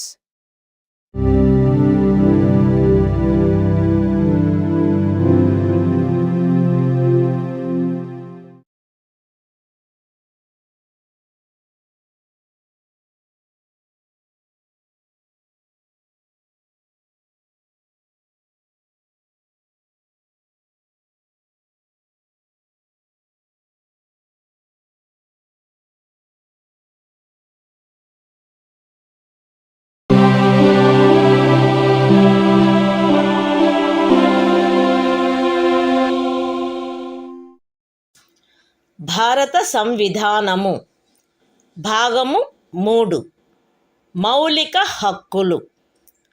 కొన్ని శాసనముల వ్యావృత్తి. Article 31(c) కొన్ని ఆదేశిక సూత్రములను అమలుపరచు శాసనముల వ్యావృత్తి. 13వ అనుచ్ఛేదములో ఏమి ఉన్నప్పటికీ భాగము 4లో పేర్కొనబడిన సూత్రములన్నింటినీ గాని వాటిలో కొన్నింటిని గాని సాధించుట కొరకై రాజ్య విధానమును అమలుపరచు ఏ శాసనమునైనను 14వ అనుచ్ఛేదము లేక 19వ అనుచ్ఛేదము ద్వారా ప్రదత్తమైన ఏవేని హక్కులకు అసంగతముగా నున్నదను లేక ఆ హక్కులలో దేనినైనను తీసివేయుచున్నదను లేక కుంచుచున్నదను కారణమును బట్టి ప్రభావశూన్యమైనదని భావించరాదు. మరియు ఆ శాసనమందు అది అట్టి విధానమును అమలుపరచుట కొరకైనదను ప్రఖ్యానమున్నచో అది అట్టి విధానమును అమలుపరచదను కారణమును బట్టి ఏ న్యాయస్థానములోనూ ప్రష్టవ్యము కారాదు. అయితే అట్టి శాసనము రాజ్య శాసన మండలిచే చేయబడిన ఎడల రాష్ట్రపతి పర్యాలోచన కొరకై ప్రత్యేకింపబడి ఆయన అనుమతిని పొందిననే తప్ప దానికి ఈ అనుచ్ఛేదము యొక్క నిబంధనలు వర్తించవు. The Constitution of India, Part 3. Fundamental Rights. Saving of certain laws. Article 31(c). Saving of laws giving effect to certain directive principles. Notwithstanding anything contained in Article 13. No law giving effect to the policy of the state towards securing all or any of the principles laid down in Part 4 shall be deemed to be void, on the ground that it is inconsistent with, or takes away or abridges any of the rights conferred by Article 14 or Article 19. And no law containing a declaration that it is for giving effect to such policy shall be called in question in any court, on the ground that it does not give effect to such policy, provided that, where such law is made by the legislature of a state, the provisions of this article shall not apply thereto, unless such law, having been reserved for the consideration of the President, has received his assent.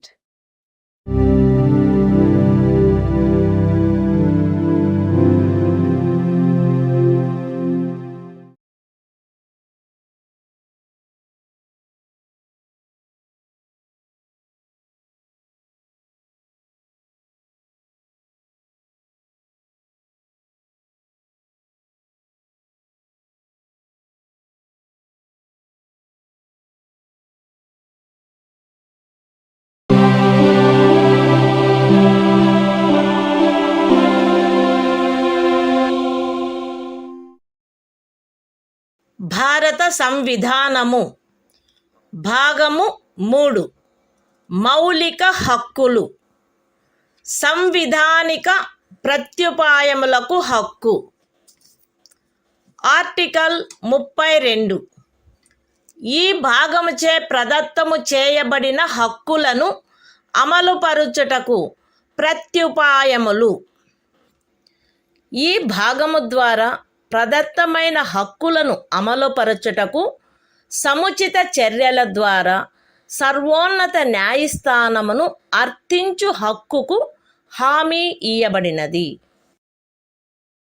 ఈ భాగము ద్వారా ప్రదత్తమైన ఏవేని హక్కులను అమలుపరచుట కొరకు ఆదేశములను లేక ఉత్తర్వులను లేక బందీ ప్రత్యక్ష హెబియస్ కార్పస్, పరమాదేశ మాండమస్, ప్రతిషేధ ప్రొహిబిషన్, అధికార పృచ్ఛ కోవారెంటు మరియు ఉత్ప్రేషణ సర్ష్యోరారి స్వభావము గల రిట్లతో సహా అధిలేఖలను వీటిలో సముచితమైన దానిని జారీ చేయుటకు సర్వోన్నత న్యాయస్థానము అధికారము కలిగియుండును.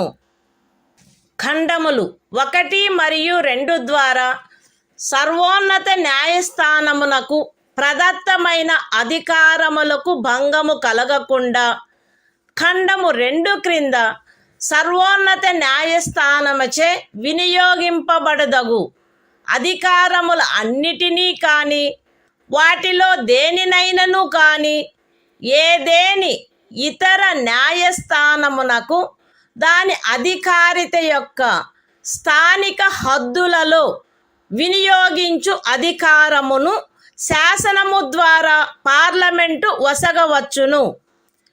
ఈ అనుచ్ఛేదముచే హామీ ఇయ్యబడిన హక్కు ఈ సంవిధానముచే అన్యదా నిబంధింపబడినట్లు తప్ప suspend చేయబడరాదు. The Constitution of India, Part 3.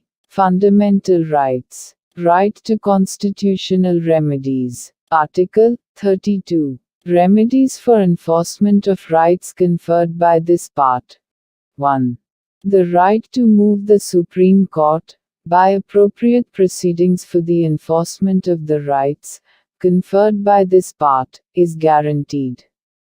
2. The Supreme Court shall have power to issue directions or orders, or writs, including writs in the nature of habeas corpus, mandamus, prohibition, quo warranto and certiorari, whichever may be appropriate, for the enforcement of any of the rights conferred by this part. 3. Without prejudice to the powers conferred on the Supreme Court, by clauses 1 and 2. Parliament may by law empower any other court to exercise within the local limits of its jurisdiction all or any of the powers exercisable by the Supreme Court under clause 2. 4. The right guaranteed by this article shall not be suspended, except as otherwise provided for by this Constitution.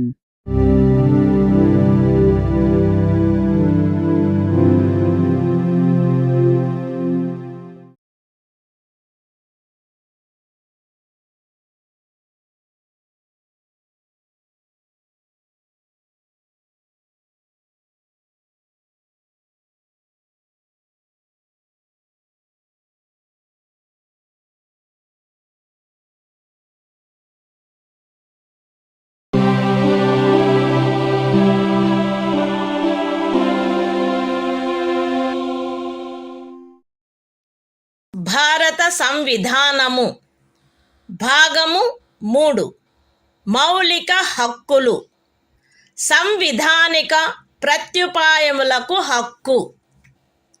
Article 33. ఈ భాగము ద్వారా ప్రదత్తమైన హక్కులను సాయుధ బలములు మొదలగు వాటికి వర్తింపచేయునప్పుడు మార్చుటకు పార్లమెంటుకు గల అధికారము. ఈ భాగము ద్వారా ప్రదత్తమైన హక్కులలో వేటినైనను సాయుధ బలములకు చెందిన సభ్యులకు లేక ప్రజాశాంతిని కాపాడు భారము వహించిన సాయుధ బలములకు చెందిన సభ్యులకు లేక గుప్త సమాచారము కొరకు లేక ఎదురు గుప్త సమాచారము కొరకు రాజ్యముచే స్థాపించబడిన ఏదేని బ్యూరోలో లేదా ఇతర వ్యవస్థలో నియమించబడిన వ్యక్తులకు లేక ఏ నుండి సి వరకు గల ఖండములలో నిర్దేశింపబడిన ఏదేని సాయుధ బలము బ్యూరో లేక వ్యవస్థ కొరకై ఏర్పాటు చేసిన టెలికమ్యూనికేషన్ వ్యవస్థలలో నియమించబడిన లేదా వాటికి సంబంధించిన వ్యక్తులకు వర్తింపచేయుటలో వారి సముచిత కర్తవ్య నిర్వహణను వారి మధ్య క్రమశిక్షణను కట్టుదిట్టము చేయుటకై ఆ హక్కులు ఎంత మేరకు పరిమితపరచబడవలెనో లేక రద్దు చేయబడవలెనో పార్లమెంటు శాసనము ద్వారా నిర్ధారణ చేయవచ్చును. The Constitution of India, Part 3. Fundamental Rights. Right to constitutional remedies. Article 33. Power of Parliament to modify the rights conferred by this part in their application to forces, etc.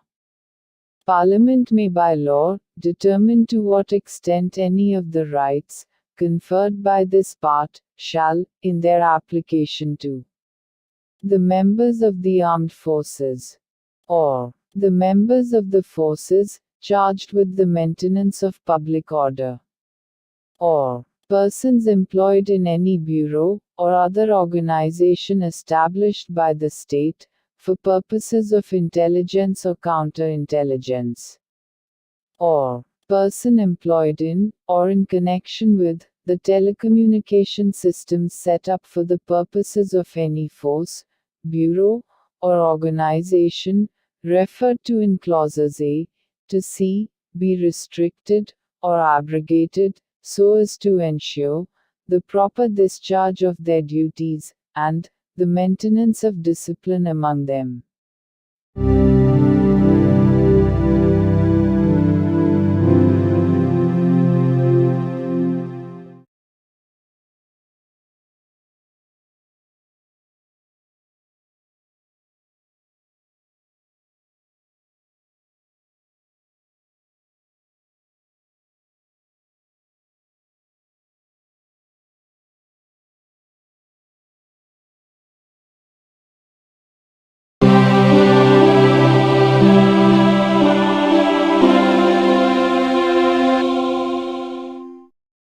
భారత సంవిధానము భాగము 3 మౌలిక హక్కులు. సంవిధానిక ప్రత్యుపాయములకు హక్కు. ఆర్టికల్ 34. ఏదేని ప్రాంతములో సైనిక శాసనము అమలులోనున్నప్పుడు ఈ భాగము ద్వారా ప్రదత్తమైన హక్కులపై నిర్బంధన. ఈ భాగమునందు పూర్వగామి నిబంధనలలో ఏమి ఉన్నప్పటికీ భారతదేశ రాజ్యక్షేత్రములోని ఏదేని ప్రాంతములో సైనిక శాసనము అమలులో ఉండి ఉన్నచో సంఘము యొక్క లేక ఒక రాజ్యము యొక్క సేవలోనున్న ఎవరేని వ్యక్తి అచట శాంతిని కాపాడుటకు లేక తిరిగి నెలకొల్పుటకు సంబంధించి చేసిన ఏదేని కార్యమును గూర్చి పార్లమెంటు శాసనము ద్వారా అతనికి క్షతిపూర్తి చేయవచ్చును, లేక అట్టి ప్రాంతంలో సైనిక శాసనము క్రింద చేయబడిన ఏదేని దండనోత్తర్వును, విధించబడిన ఏదేని శిక్షను, ఉత్తర్వు చేయబడిన సమపహరణను, లేక చేసిన ఏదేని ఇతర కార్యమును మాన్యమునర్చవచ్చును. The Constitution of India, Part 3. Fundamental Rights. Right to constitutional remedies. Article 34. Restriction on rights conferred by this part while martial law is in force in any area. Notwithstanding anything in the foregoing provisions of this part, Parliament may, by law, indemnify any person, in the service of the Union, or of a state, or any other person, in respect of any act done by him, in connection with the maintenance or restoration of order, in any area within the territory of India, where martial law was in force, or validate any sentence passed, punishment inflicted, forfeiture ordered, or other act done under martial law in such area.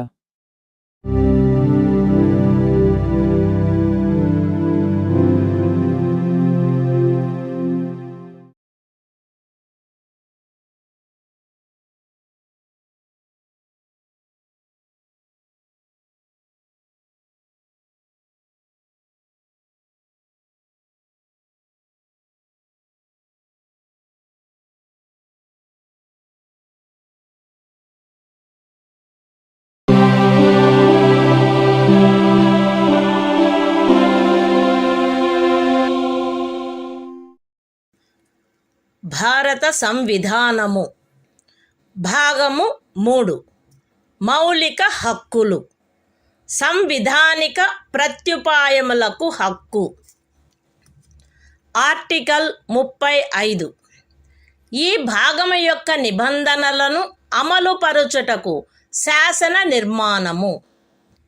ఈ సంవిధానమునందేమున్నప్పటికీ 16వ అనుచ్ఛేదము యొక్క ఖండము 3, 32వ అనుచ్ఛేదము యొక్క ఖండము 3, 33వ మరియు 34వ అనుచ్ఛేదముల క్రింద parliament చేయు శాసనము ద్వారా నిబంధింపబడదగిన విషయములలో దేనిని గూర్చి అయినను శాసనములను చేయుటకు మరియు ఈ భాగము క్రింద అపరాధములుగా ప్రఖ్యానించబడిన కార్యములకు శిక్షను విహితము చేయుట కొరకైన శాసనములను చేయుటకు పార్లమెంటు అధికారము కలిగియుండును. రాజ్య శాసన మండలి ఆ అధికారమును కలిగియుండదు. మరియు పార్లమెంటు ఈ సంవిధాన ప్రారంభమునకు పిమ్మట వీలైనంత త్వరితముగా ఉపఖండము 2లో నిర్దేశించబడిన కార్యములకు శిక్షను విహితము చేయుటకు శాసనములను చేయవలయును. ఖండము ఏ యొక్క ఉపఖండము 1లో నిర్దేశింపబడిన ఏదేని విషయమును గూర్చినదైనా లేక ఆ ఖండము యొక్క ఉపఖండము 2లో నిర్దేశించబడిన కార్యమునకు దేనికైనను శిక్షను నిబంధించునదై ఈ సంవిధాన ప్రారంభమునకు అవ్యవహిత పూర్వము భారతదేశ రాజ్య క్షేత్రమునందు అమలులోనున్న ఏదేని శాసనము అందలి నిబంధనలకును 372వ అనుచ్ఛేదము క్రింద దాని యందు చేయబడు అనుకూలానుసరణకును మరియు మార్పులకును అత్యధీనమై పార్లమెంటుచే మార్పు లేక రద్దు లేక సవరణ చేయబడు వరకు అమలునందు కొనసాగవలెను.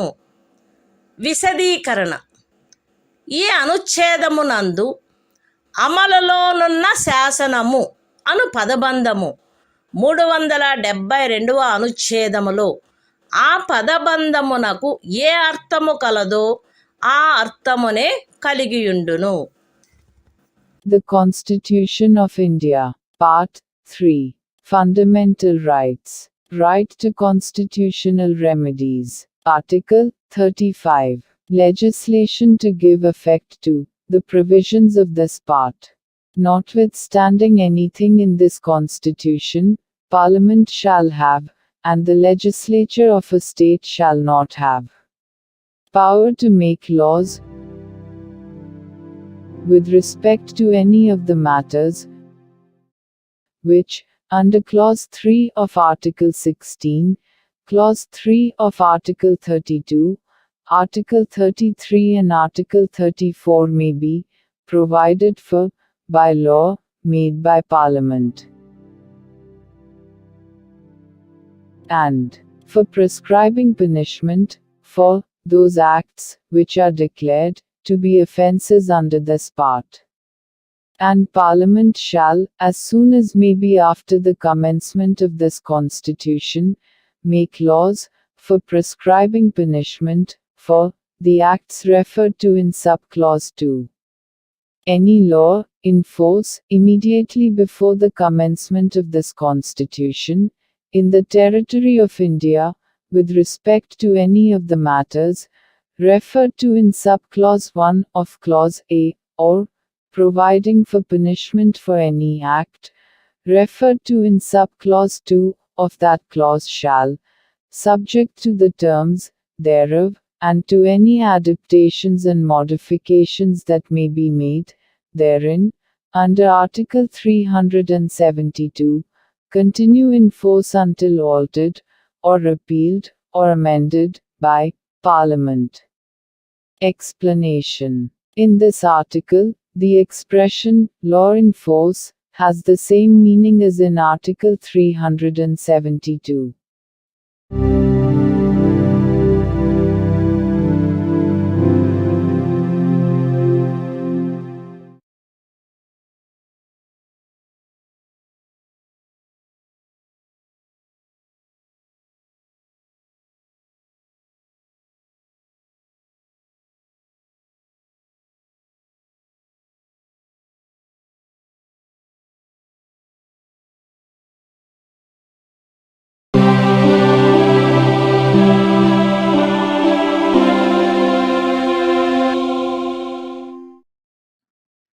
భారత సంవిధానము భాగము 4 రాజ్య విధానము యొక్క ఆదేశిక సూత్రములు.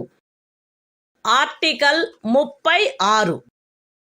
ఈ భాగములో సందర్భము అన్యదా అపేక్షించననే తప్ప రాజ్యము అను పదము భాగము 3లో ఆ పదమునకు ఏ అర్థము కలదో ఆ అర్థమునే కలిగియుండును.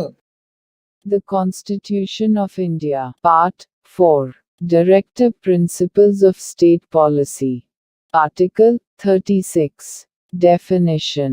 In this part, unless the context otherwise requires, the state has the same meaning as in Part 3.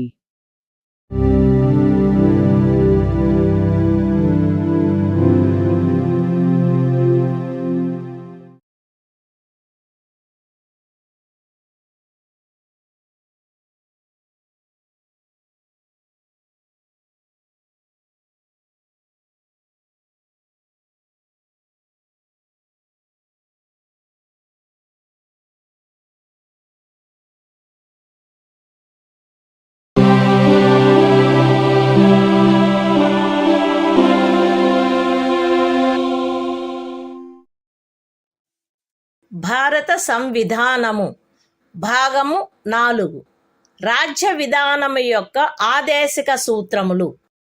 Article 37. ఈ భాగములో గల సూత్రముల వర్తింపు.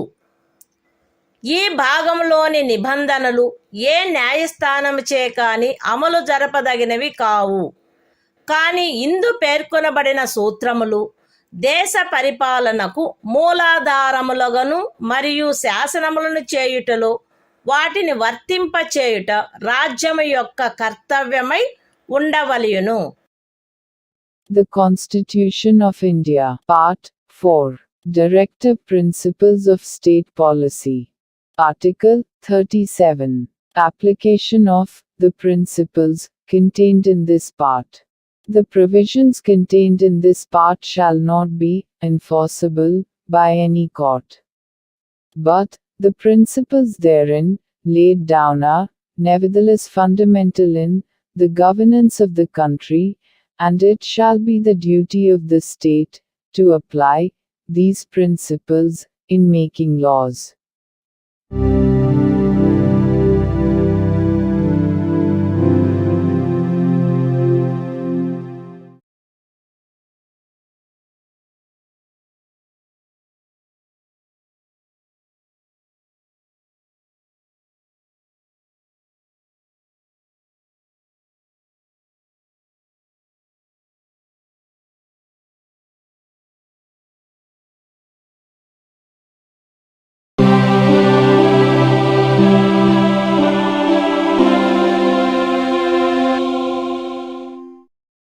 భారత సంవిధానము భాగము 4 రాజ్య విధానము యొక్క ఆదేశిక సూత్రములు. ఆర్టికల్ 38. రాజ్యము ప్రజల శ్రేయస్సును పెంపొందించు సాంఘిక వ్యవస్థను చేకూర్చుట. జాతీయ జీవనంలోని అన్ని రంగములలో సాంఘిక, ఆర్థిక మరియు రాజకీయ న్యాయమును ఉజ్జీవింపచేయు సాంఘిక వ్యవస్థను వీలైనంత వరకు కట్టుదిట్టము చేకూర్చుట ద్వారాను దానిని రక్షించుట ద్వారాను రాజ్యము ప్రజల శ్రేయస్సును పెంపొందించుటకు పాటుపడవలెను. రాజ్యము ప్రత్యేకించి రాబడిలో అసమానతలను తగ్గించుటకు పాటుపడవలెను మరియు విభిన్న ప్రాంతములందు నివసించుచున్న లేక విభిన్న వృత్తులను చేపట్టిన వ్యక్తుల మధ్య మాత్రమే కాకుండా ప్రజావర్గముల మధ్య కూడా హోదా, సౌకర్యములు మరియు అవకాశములందు అసమానతలను తొలగించుటకు ప్రయత్నించవలెను. The Constitution of India, Part 4. Directive Principles of State Policy. Article 38. State to secure social order, for the promotion of welfare of the people. The state shall strive to promote the welfare of the people by securing and protecting as effectively as it may a social order in which justice, social, economic, and political shall inform all the institutions of the national life. The state shall, in particular, strive to minimize the inequalities in income, and endeavor to eliminate inequalities in status, facilities and opportunities, not only amongst individuals, but also amongst groups of people, residing in different areas, or engaged in different vocations.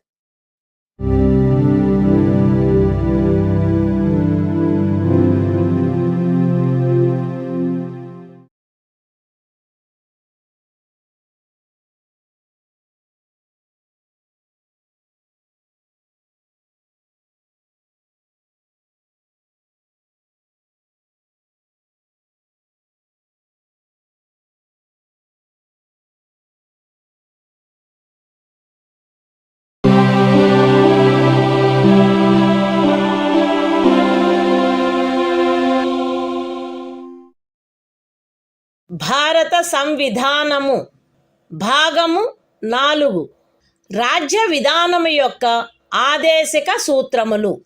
Article 39 రాజ్యము అనుసరించవలసిన కొన్ని విధాన సూత్రములు. రాజ్యము ఈ క్రింది వాటిని చేకూర్చుటకై ప్రత్యేకించి తన విధానమును రూపొందించవలెను. అవేవనగా స్త్రీ పురుష భేదము లేకుండా పౌరులు తగిన జీవనోపాధి సాధనములకు హక్కు కలిగియుండుట, జనులందరి ఉమ్మడి మేలును అత్యుత్తముగా సమకూర్చునట్లు సమాజపు భౌతిక వనరుల సామ్యమును మరియు నియంత్రణను పంపిణీ చేయుట, ఆర్థిక వ్యవస్థ యొక్క ప్రవృత్తి వలన జనసామాన్యమునకు హానికరమగునట్లుగా ఐశ్వర్యము, ఉత్పాదన సాధనములు కేంద్రీకృతము కాకుండుట, స్త్రీ పురుషులు ఉభయులకు సమానమైన పనికి సమానమైన వేతనము లభించుట, స్త్రీ పురుష కార్మికుల ఆరోగ్యము, శరీర దారుఢ్యము మరియు పిల్లల సుకుమారత్వము దురుపయోగము చేయబడుకుండుట మరియు పౌరుల ఆర్థికావశ్యకత వలన తమ వయస్సునకు లేక శరీర దారుఢ్యమునకు సరిపడని పనులలో చేరుటకు బలవంత పెట్టకుండుట, పిల్లలకు ఆరోగ్యకరమైన రీతిలో గౌరవప్రదమైన మరియు స్వేచ్ఛాయుతమైన పరిస్థితులలో అభివృద్ధి చెందు అవకాశములను మరియు సౌకర్యములను కల్పించుట మరియు బాల్య యవనములను శోషణ నుండి మరియు నైతిక మరియు భౌతిక పరిత్యజనము నుండి కాపాడుట. The Constitution of India, Part 4, Directive Principles of State Policy. Article 39. Certain principles of policy to be followed by the state. The state shall, in particular, direct its policy towards securing a.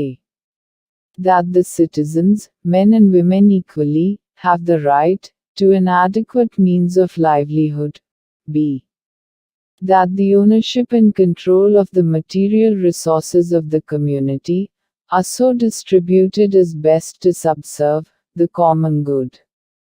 c. that the operation of the economic system does not result in the concentration of wealth and means of production to the common detriment. d. that there is equal pay for equal work for both men and women. a. that the health and strength of workers, men and women, and the tender age of children are not abused, and that citizens are not forced by economic necessity to enter avocations unsuited to their age or strength. F. That children are given opportunities and facilities to develop in a healthy manner and in conditions of freedom and dignity, and that childhood and youth are protected against exploitation and against moral and material abandonment.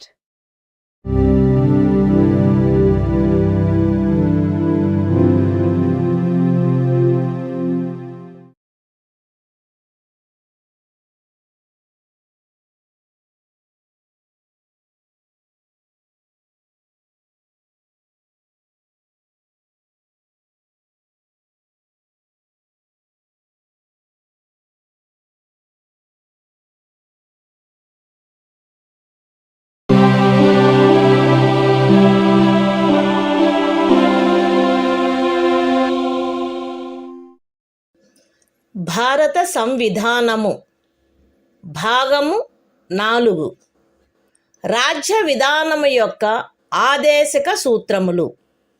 Article 39A సమాన న్యాయము, ఉచిత న్యాయవాద సహాయము. శాసన వ్యవస్థ ప్రవృత్తి సమానావకాశ ప్రాతిపదికపై న్యాయమును చేకూర్చు రీతిలో నిర్వహించబడునట్లు రాజ్యము కట్టుదిట్టము చేయవలెను.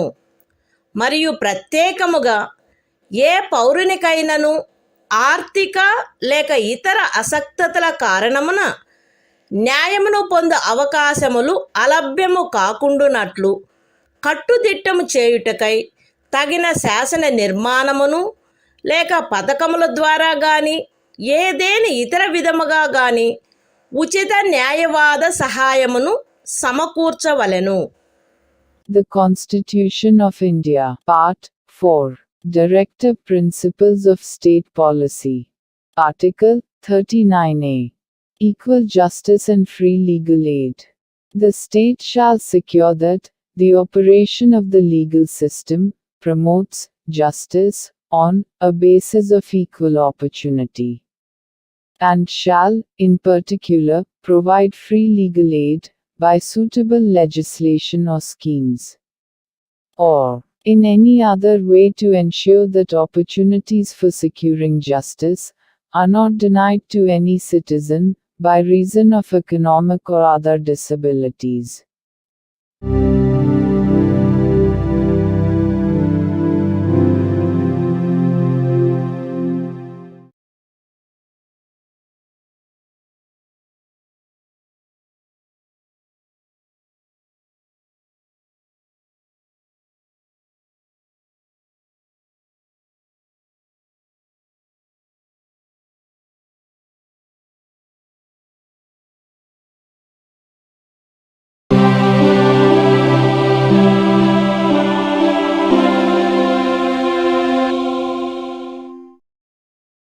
భారత సంవిధానము భాగము 4 రాజ్య విధానము యొక్క ఆదేశక సూత్రములు. ఆర్టికల్ 40 గ్రామ పంచాయతీల వ్యవస్థీకరణ. గ్రామ పంచాయతీలను వ్యవస్థీకరించి స్వపరిపాలనా యూనిట్లుగా అవి పనిచేయుటకు వాటికి ఆవశ్యకమగు అధికార ప్రాధికారముల నొసగుటకు రాజ్యము చర్యలను గైగొనవలెను. The Constitution of India, Part 4, Directive Principles of State Policy. Article 40. Organization of Village Panchayats.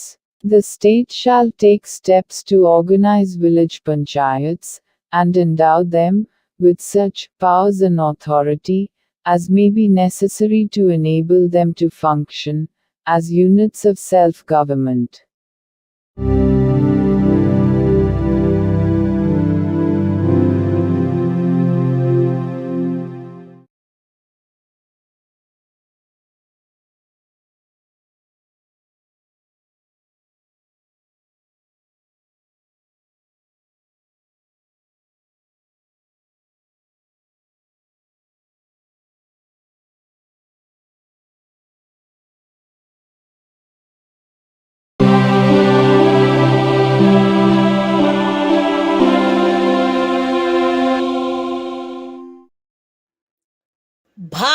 సంవిధానము భాగము 4 రాజ్య విధానము యొక్క ఆదేశక సూత్రములు.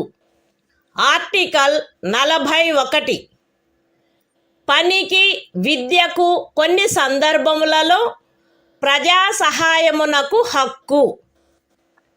రాజ్యము దాని ఆర్థిక స్తోమత మరియు అభివృద్ధి పరిమితుల మేరకు పనిచేయు హక్కును, విద్య నేర్చుకొను హక్కును మరియు నిరుద్యోగము, వృద్ధాప్యము, అనారోగ్యము, అంగవైకల్యము మరియు ఇతర విధములైన అకారణ దారిద్ర్యము కలిగిన సందర్భములలో ప్రజా సహాయమును పొందు హక్కును చేకూర్చుటకై కట్టుదిట్టమైన ఏర్పాటు చేయవలెను. The Constitution of India, Part 4, Directive Principles of State Policy. Article 41, Right to work, to education, and to public assistance, in certain cases.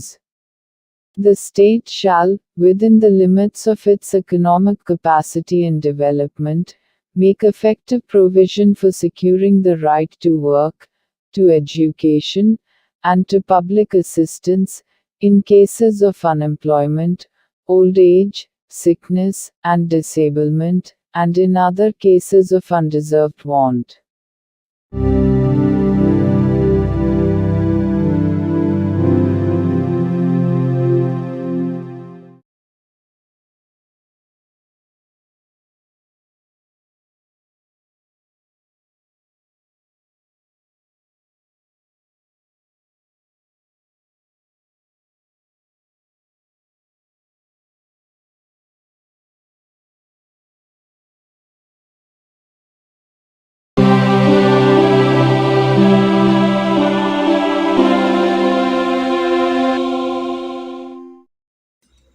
భారత సంవిధానము భాగము 4 రాజ్య విధానము యొక్క ఆదేశక సూత్రములు.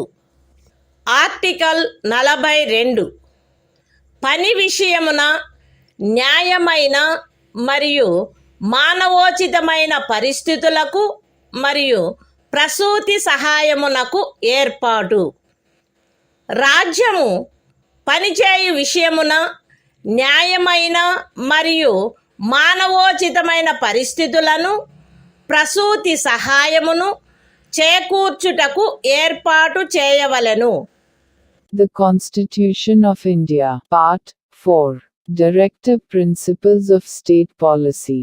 Article 42, Provision for just and humane conditions of work, and maternity relief. The state shall make provision for securing just and humane conditions of work, and for maternity relief.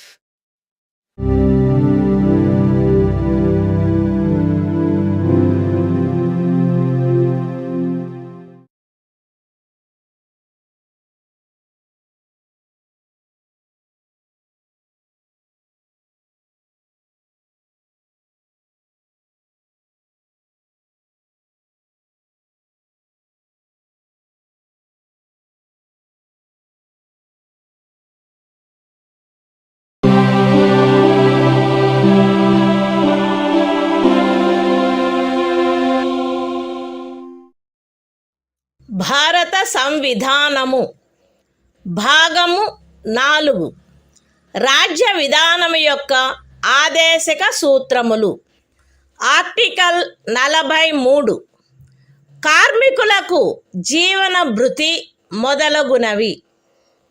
రాజ్యము తగిన శాసన నిర్మాణము ద్వారా లేక ఆర్థిక వ్యవస్థాపన ద్వారా లేక మరే విధముగానైనా వ్యవసాయ, పారిశ్రామిక లేక ఇతర కార్మికులందరికీ పనిని, జీవన భృతిని మరియు సముచిత జీవన స్థాయిని, విశ్రాంతి మరియు సాంఘిక సాంస్కృతిక అవకాశముల పూర్తి వినియోగమును చేకూర్చునట్టి పని పరిస్థితులను కల్పించుటకు ప్రయత్నించవలెను. మరియు ప్రత్యేకించి గ్రామీణ ప్రాంతములలో వైయక్తిక ప్రాతిపదికపై లేక సహకార ప్రాతిపదికపై కుటీర పరిశ్రమలను పెంపొందింపచేయుటకు ప్రయత్నించవలెను. The Constitution of India, Part 4. Directive Principles of State Policy. Article 43. Living wage, etc., for workers. The state shall endeavor to secure, by suitable legislation, or economic organization or in any other way, to all workers, agricultural, industrial or otherwise, work, a living wage, conditions of work ensuring a decent standard of life, and full enjoyment of leisure, and social and cultural opportunities, and, in particular, the state shall endeavor to promote cottage industries, on an individual or cooperative basis, in rural areas.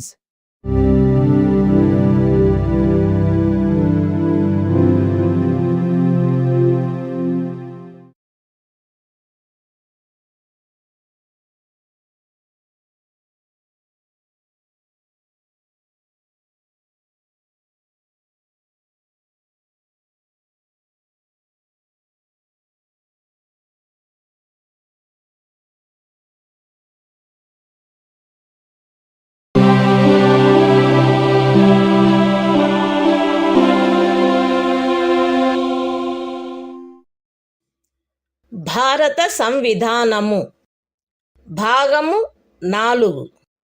రాజ్య విధానము యొక్క ఆదేశిక సూత్రములు. Article 43A. పరిశ్రమల నిర్వహణలో కార్మికులు పాల్గొనుట.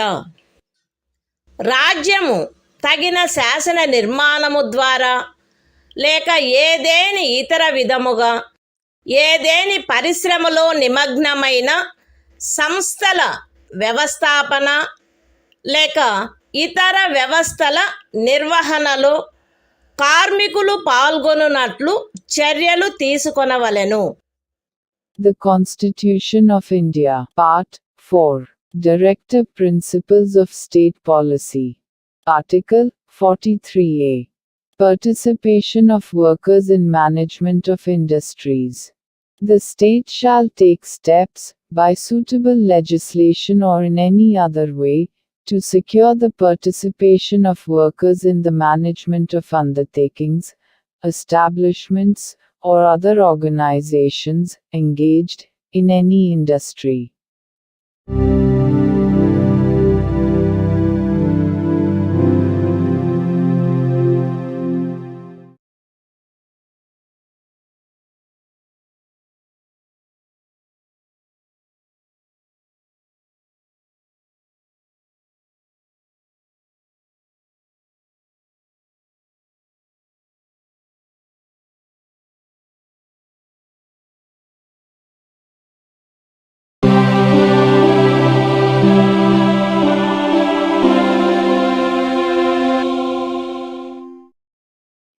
భారత సంవిధానము భాగము 4. రాజ్య విధానము యొక్క ఆదేశక సూత్రములు. Article 43B. సహకార సంఘముల ప్రవర్ధనము. రాజ్యము సహకార సంఘములు స్వచ్ఛందముగా రూపొందించుటకు, స్వాయత్తముగా కృత్యములు నిర్వహించుటకు, ప్రజాస్వామ్య నియంత్రణ మరియు వృత్తిపరమై యాజమాన్యమును ప్రోత్సహించుటకు ప్రయత్నించవలెను. The Constitution of India, Part 4. Directive Principles of State Policy. Article 43B. Promotion of cooperative societies. The state shall endeavor to promote voluntary formation, autonomous functioning, democratic control and professional management of cooperative societies.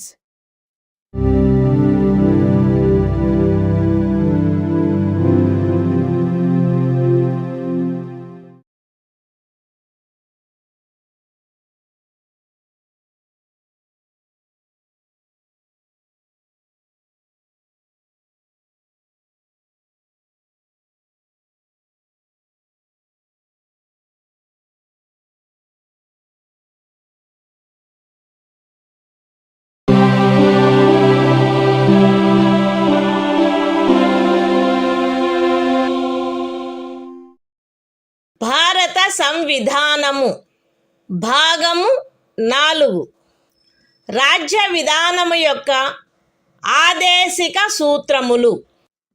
Article 44 పౌరులందరకు ఏకరూపమైన civil స్మృతి. భారతదేశ రాజ్య క్షేత్రమునంతటను పౌరులకు ఏకరూపమైన సివిల స్మృతిని చేకూర్చుటకు రాజ్యము ప్రయత్నించవలెను. The Constitution of India, Part 4, Directive Principles of State Policy. Article 44. Uniform Civil Code for the Citizens. The state shall endeavor to secure for the citizens a uniform civil code throughout the territory of India.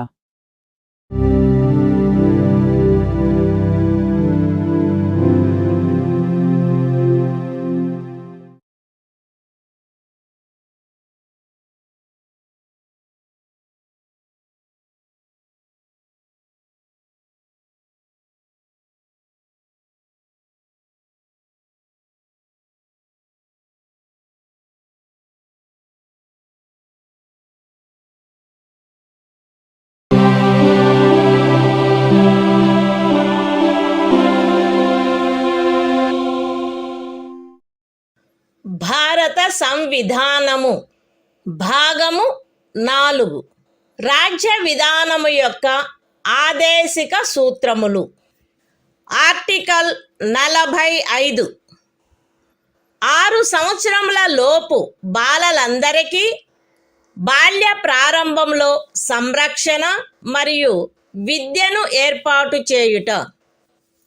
బాలలందరూ వారు 6 సంవత్సరముల వయస్సు పూర్తి చేయునంత వరకు వారికి బాల్య ప్రారంభంలో సంరక్షణ మరియు విద్యను ఏర్పాటు చేయుటకు రాజ్యము ప్రయత్నించవలెను.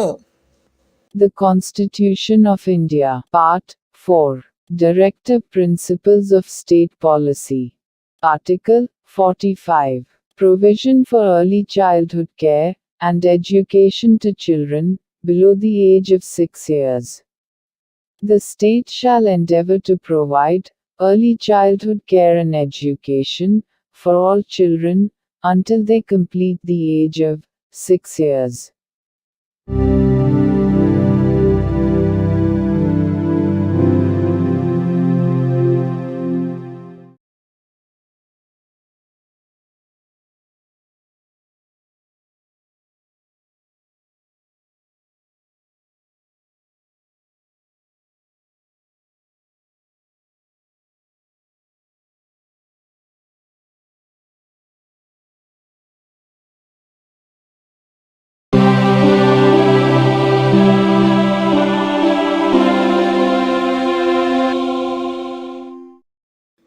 భారత సంవిధానము భాగము 4 రాజ్య విధానము యొక్క ఆదేశిక సూత్రములు.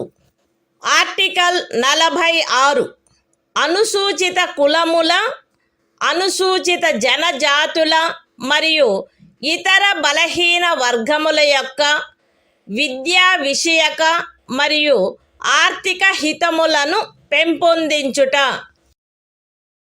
ప్రజలలో బలహీన వర్గముల, ప్రత్యేకించి అనుసూచిత కులముల మరియు అనుసూచిత జనజాతుల విద్యా విషయక మరియు ఆర్థిక హితమును రాజ్యము విశేష శ్రద్ధతో పెంపొందించవలెను మరియు సాంఘిక అన్యాయము నుండి సకల విధములగు శోషణల నుండి వారిని రక్షించవలెను. The Constitution of India, Part 4, Directive Principles of State Policy. Article 46. Promotion of educational and economic interests of scheduled castes, scheduled tribes, and other weaker sections. The state shall promote with special care the educational and economic interests of the weaker sections of the people, and, in particular, of the scheduled castes and the scheduled tribes, and shall protect them from social injustice and all forms of exploitation.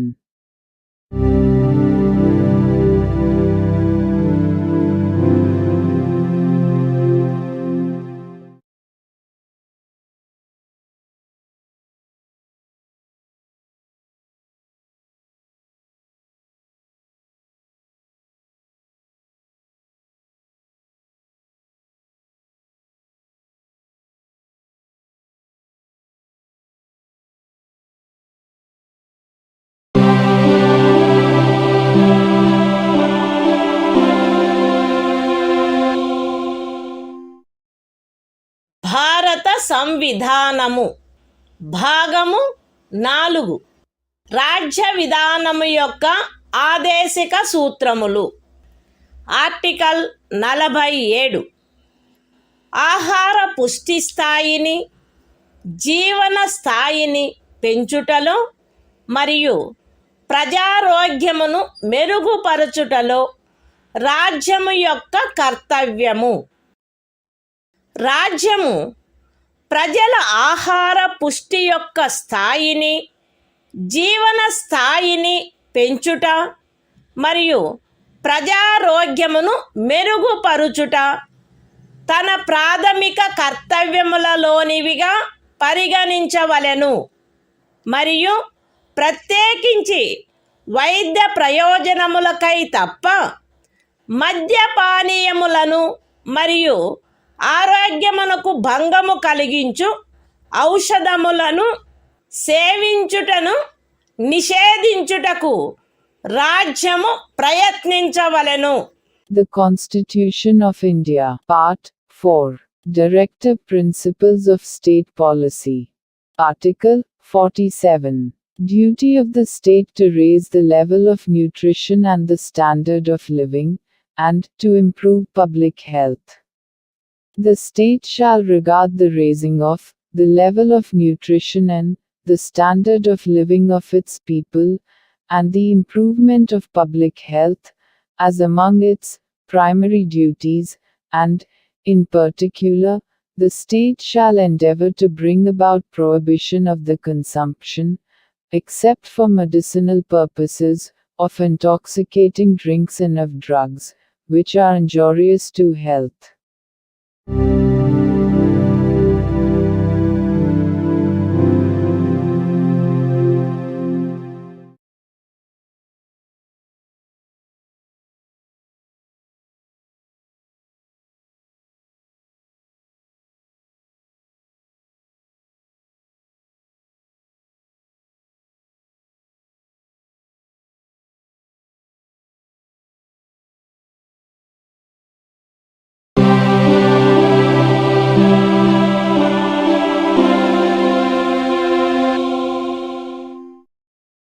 భారత సంవిధానము భాగము 4 రాజ్య విధానము యొక్క ఆదేశిక సూత్రములు. Article 48 వ్యవసాయ మరియు పశు సంవర్ధనము యొక్క వ్యవస్థీకరణ. రాజ్యము ఆధునిక మరియు శాస్త్రీయ పద్ధతులను అనుసరించి వ్యవసాయమును, పశు సంవర్ధనమును వ్యవస్థీకరించవలెను మరియు ప్రత్యేకించి ఆవుల, దూడల, ఇతర పాడి పశువుల, భారవాహక పశువుల జాతులను పరిరక్షించి మెరుగుపరచుటకును వాటి వధను నిషేధించుటకును రాజ్యము చర్యలను గైగొనవలెను. The Constitution of India, Part 4, Directive Principles of State Policy. Article 48. Organization of Agriculture and Animal Husbandry. The state shall endeavor to organize agriculture and animal husbandry on modern and scientific lines, and shall, in particular, take steps for preserving and improving the breeds and prohibiting the slaughter of cows and calves and other milch and draft cattle.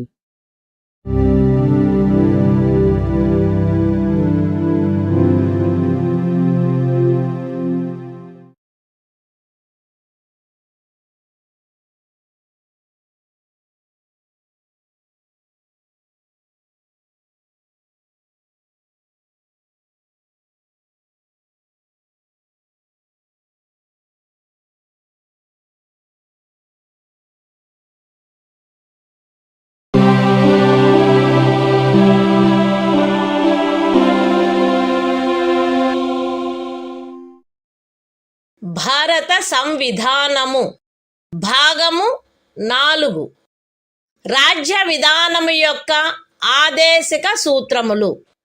Article 48 ఏ పరిసరముల రక్షణ మరియు అభివృద్ధి మరియు అడవుల వన్యప్రాణుల సంరక్షణ. రాజ్యము పరిసరములను కాపాడి అభివృద్ధి చేయుటకును దేశములోని అడవులను వన్యప్రాణులను సంరక్షించుటకును ప్రయత్నించవలెను. The Constitution of India, Part 4, Directive Principles of State Policy. Article 48A. Protection and improvement of environment, and safeguarding of forests and wildlife. The state shall endeavor to protect and improve the environment, and to safeguard the forests and wildlife of the country.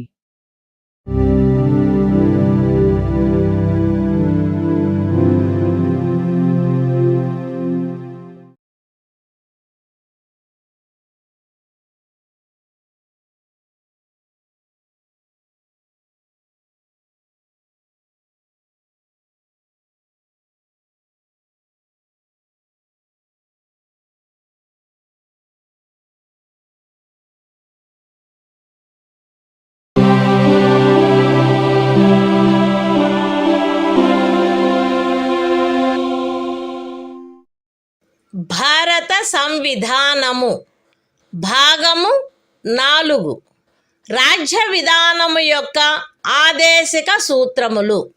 Article 49 జాతీయ ప్రాముఖ్యము గల స్మారక చిహ్నములను రక్షించుట. Parliament చేయబడిన శాసనము ద్వారా గాని లేదా దాని క్రింద గాని జాతీయ ప్రాముఖ్యము గలవని ప్రఖ్యానించబడిన కళాత్మక లేక ఐతిహాసిక ప్రయోజనము గల ప్రతి ఒక్క స్మారక చిహ్నమును లేక స్థలమును లేక వస్తువును సందర్భానుసారముగా కొల్లగొట్టుట, విరూపణము, వినాశనము, తొలగింపు, వ్యయనము లేక ఎగుమతి చేయుట నుండి రక్షించుట రాజ్యము యొక్క బాధ్యత అయ్యుండును. The Constitution of India, Part 4, Directive Principles of State Policy. Article 49. Protection of monuments and places and objects of national importance.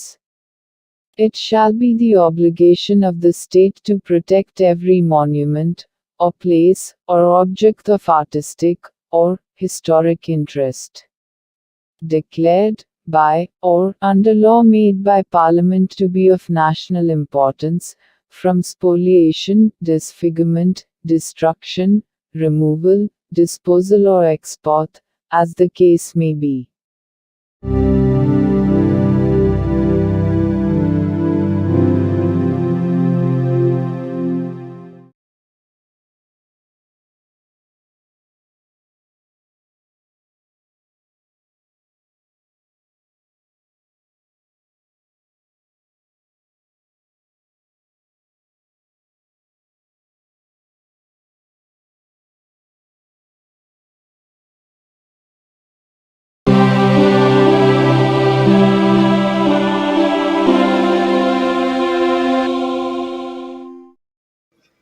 భారత సంవిధానము భాగము 4 రాజ్య విధానము యొక్క ఆదేశిక సూత్రములు.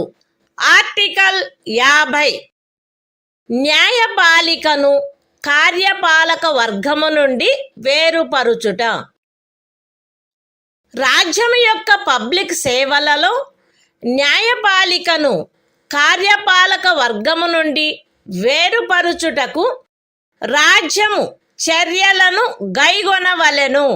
The Constitution of India, Part 4, Directive Principles of State Policy. Article 50. Separation of judiciary from executive.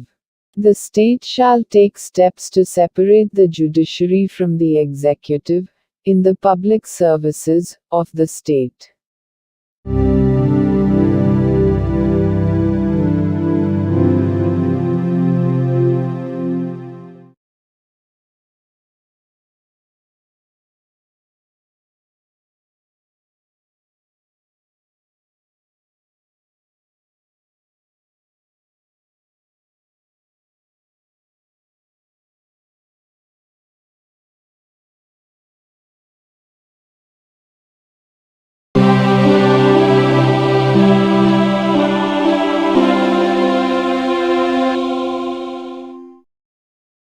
భారత సంవిధానము భాగము 4 రాజ్య విధానము యొక్క ఆదేశిక సూత్రములు.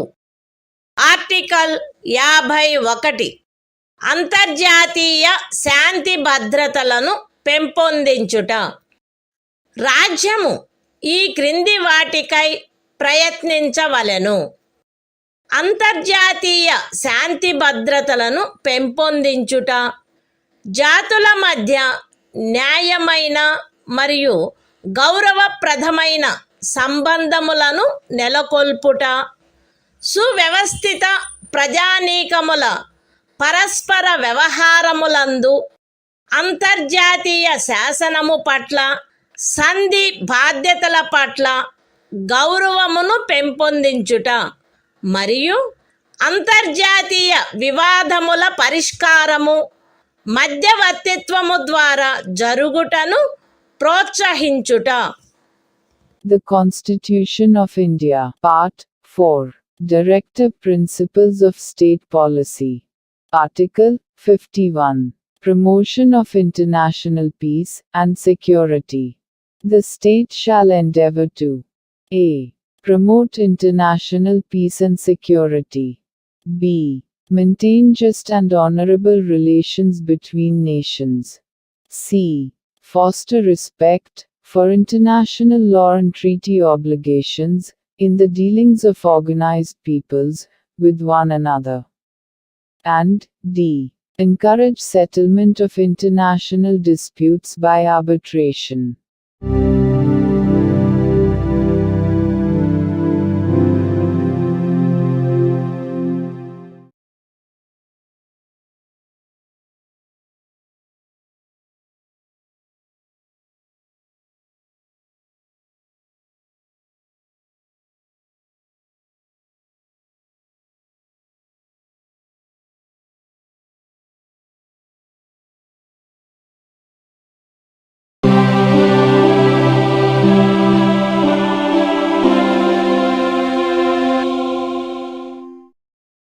భారత సంవిధానము భాగము 4A మౌలిక కర్తవ్యములు. ఆర్టికల్ 51A ప్రతి భారత పౌరునికి సంవిధానమునకు కట్టుబడి ఉండుట మరియు దాని ఆదర్శములను, సంస్థలను, జాతీయ పతాకమును, జాతీయ గీతమును గౌరవించుట, జాతీయ స్వాతంత్ర పోరాటమునకు స్ఫూర్తినిచ్చిన ఉన్నతాదర్శములను జ్ఞప్తి అందించుకొని వాటిని పాటించుట, భారతదేశ సార్వభౌమతను, ఐక్యతను మరియు అఖండతను సమర్థించి కాపాడుట, దేశమును రక్షించుట మరియు కోరినప్పుడు జాతీయ సేవ చేయుట, భారత ప్రజలందరి మధ్య మత, భాష మరియు ప్రాంతము లేక వర్గ వైవిధ్యముల అధిగమించి సామరస్యమును, సోదర భావమును పెంపొందించుట మరియు స్త్రీల గౌరవమును న్యూనపరుచు ఆచారములను విడనాడుట, మన సమ్మిశ్ర సంస్కృతి యొక్క సుసంపన్న సాంప్రదాయమును గౌరవించి పరిరక్షించుట, అడవులు, సరస్సులు, నదులు మరియు వన్యప్రాణులతో సహా ప్రకృతి సిద్ధమైన పరిసరములను కాపాడి అభివృద్ధి చేయుట, మరియు ప్రాణికోటి పట్ల కరుణను కలిగియుండుట, వైజ్ఞానిక దృక్పథమును, మానవతావాదమును, జిజ్ఞాసను మరియు సంస్కరణా శక్తిని పెంపొందించుకొనుట, పబ్లిక్ ఆస్తిని సంరక్షించుట మరియు హింసను విడనాడుట, దేశ ప్రజల కృషి మరియు సాధనముల ఉన్నత స్థాయిలను నిరంతరం అందుకొనున్నట్లుగా వ్యష్టి మరియు సమష్టి కార్యరంగములన్నింటిలో శ్రేష్టతకై పాటుపడుట, తల్లి, తండ్రి లేక సంరక్షకుడు 6 మరియు 14 సంవత్సరముల మధ్య వయసు కలిగిన తమ పిల్లలకు లేక పోషితునికి విద్యావకాశములను కలగచేయుట కర్తవ్యమై ఉండవలెను. The Constitution of India, Part 4A. Fundamental Duties. Article 51A. Fundamental Duties. It shall be the duty of every citizen of India to abide by the Constitution and respect its ideals and institutions, the national flag and the national anthem. B. To cherish and follow the noble ideals which inspired our national struggle for freedom. C. To uphold and protect the sovereignty, unity and integrity of India. D. To defend the country and render national service when called upon to do so. A. To promote harmony and the spirit of common brotherhood amongst all the people of India, transcending religious, linguistic and regional, or sectional diversities. To renounce practices derogatory to the dignity of women. F. To value and preserve the rich heritage of our composite culture. G. To protect and improve the natural environment, including forests, lakes, rivers and wildlife, and to have compassion for living creatures. H. To develop the scientific temper, humanism, and the spirit of inquiry and reform. I. To safeguard public property and to abjure violence. J. To strive towards excellence in all spheres of individual and collective activity, so that the nation constantly rises to higher levels of endeavor and achievement. K. Who is a parent or guardian, to provide opportunities for education to his child, or, as the case may be, what between the age of 6 and 14 years.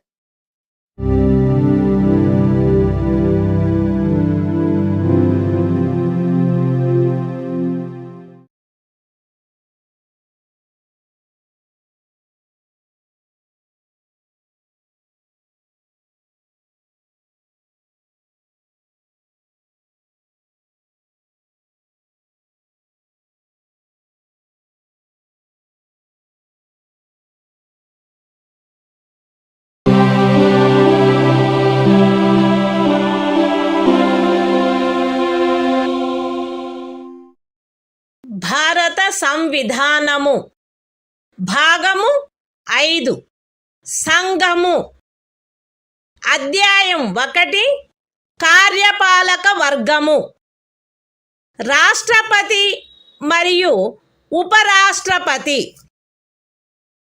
Article 52 భారత రాష్ట్రపతి భారతదేశమునకు ఒక రాష్ట్రపతి ఉండవలెను. The Constitution of India, Part 5, The Union. Chapter 1. The Executive. The President and Vice President. Article 52. The President of India. There shall be a President of India.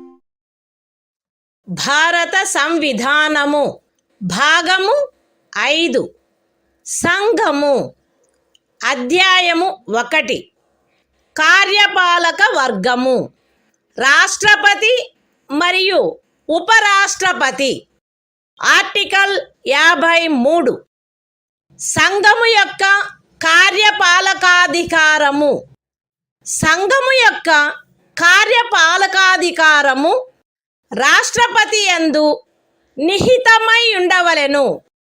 ఆయన దానిని స్వయముగా లేక తనకు అధీనస్థులగు అధికారుల ద్వారా ఈ సంవిధానమును అనుసరించి వినియోగించవలెను.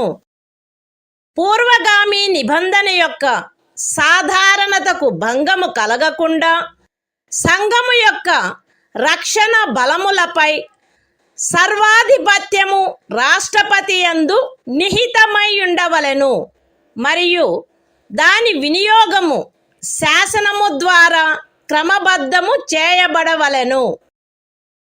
ఈ అనుచ్ఛేదములోనిదేదియు అస్తిత్వంలోనున్న ఏదేని శాసనము ద్వారా ఏదేని రాజ్య ప్రభుత్వమునకు గాని ఇతర ప్రాధికారికి గాని ప్రదత్తము చేయబడిన ఏవేని కృత్యములను రాష్ట్రపతికి అంతరణ చేయునిదిగా భావింపబడరాదు.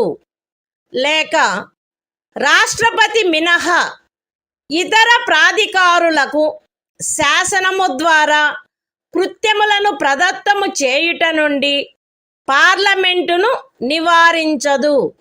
The Constitution of India, Part 5, The Union. Chapter 1. The Executive. The President and Vice President. Article 53. Executive power of the Union. 1. The executive power of the Union shall be vested in the President, and shall be exercised by him, either directly, or through officers, subordinate to him, in accordance with this Constitution. 2. Without prejudice to the generality of the foregoing provision, the supreme command of the defense forces of the Union shall be vested in the President, and the exercise thereof shall be regulated by law.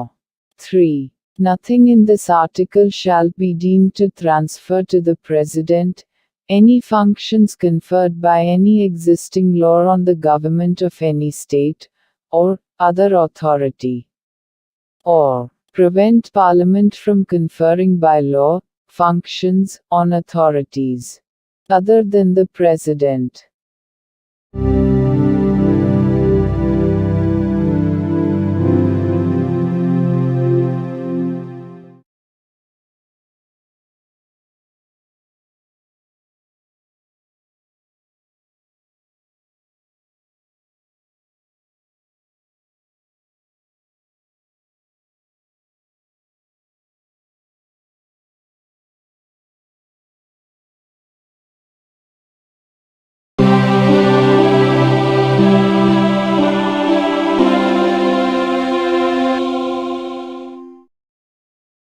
భారత సంవిధానము భాగము 5 సంఘము అధ్యాయము 1 కార్యపాలక వర్గము రాష్ట్రపతి మరియు ఉపరాష్ట్రపతి article 54 రాష్ట్రపతి ఎన్నిక రాష్ట్రపతి ఈ క్రింది వారితో కూడిన నిర్వాచక గణము యొక్క సభ్యులచే ఎన్నుకొనబడవలెను.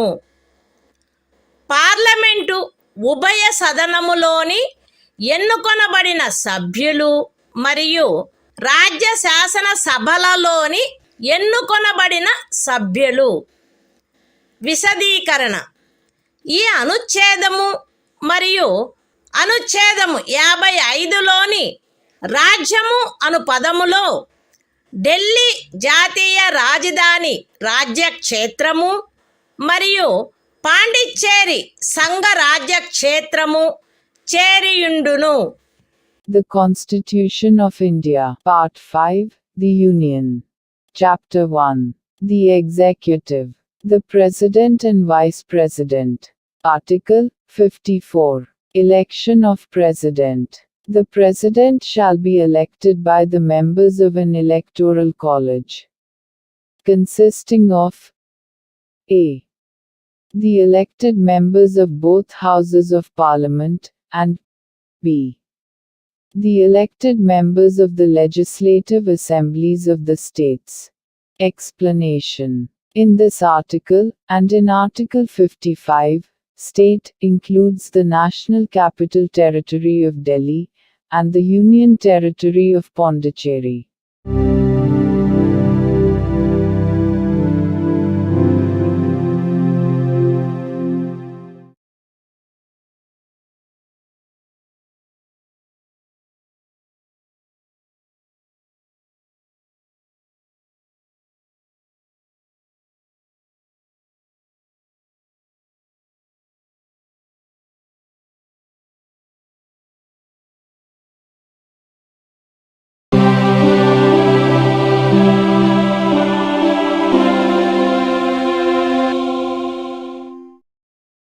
భారత సంవిధానము భాగము 5 సంఘము అధ్యాయము 1 కార్యపాలక వర్గము రాష్ట్రపతి మరియు ఉపరాష్ట్రపతి. ఆర్టికల్ 55 రాష్ట్రపతిని ఎన్నుకొను రీతి. రాష్ట్రపతి యొక్క ఎన్నికలో వివిధ రాజ్యముల ప్రాతినిధ్య ప్రమాణము ఆచరణీయమైనంత మేరకు ఏకరూపముగా ఉండవలెను. రాజ్యముల మధ్య అట్టి ఏకరూపతను చేకూర్చుటకుగాను మరియు మొత్తము రాజ్యములకును సంఘమునకును మధ్య సమత్వమును చేకూర్చుటకుగాను అట్టి ఎన్నికలో పార్లమెంటులోని మరియు ప్రతి రాజ్య శాసనసభలోని ఎన్నుకొనబడిన ప్రతి సభ్యుడు ఇచ్చుటకు హక్కు కలిగియున్న ఓట్ల సంఖ్యను ఈ క్రింది రీతిగా నిర్ధారణ చేయవలెను. ఏ. రాజ్యము యొక్క జనసంఖ్యను ఆ రాజ్య శాసనసభలోని ఎన్నుకొనబడిన మొత్తము సభ్యుల సంఖ్యతో భాగించగా వచ్చు భాగఫలములో 1000 యొక్క గుణిజములు ఎన్నియుండునో అన్ని ఓట్లను రాజ్య శాసనసభకు ఎన్నుకొనబడిన ప్రతి సభ్యుడు కలిగి ఉండవలెను. బి. 1000 యొక్క సదరు గుణిజములను లెక్కించిన పిమ్మట శేషము 500కు తగ్గనిచో ఉపఖండము ఏలో నిర్దేశింపబడిన ప్రతి సభ్యునకు గల ఓట్ల సంఖ్యకు అదనముగా 1 ఓటును చేర్చవలెను. సి.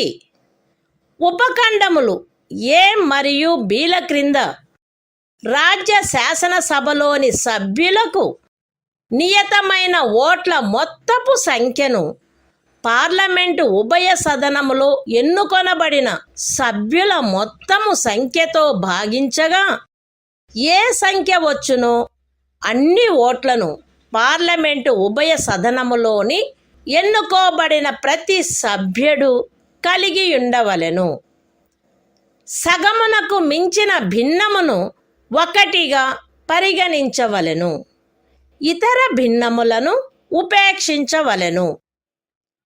రాష్ట్రపతి ఎన్నిక ఏకల అంతరణీయ ఓటు ద్వారా అనుపాతిక ప్రాతినిధ్య పద్ధతును అనుసరించి జరగవలెను మరియు అట్టి ఎన్నికలో పోలింగు రహస్యపు బ్యాలెట్ పద్ధతిలో జరగవలెను. విశదీకరణ.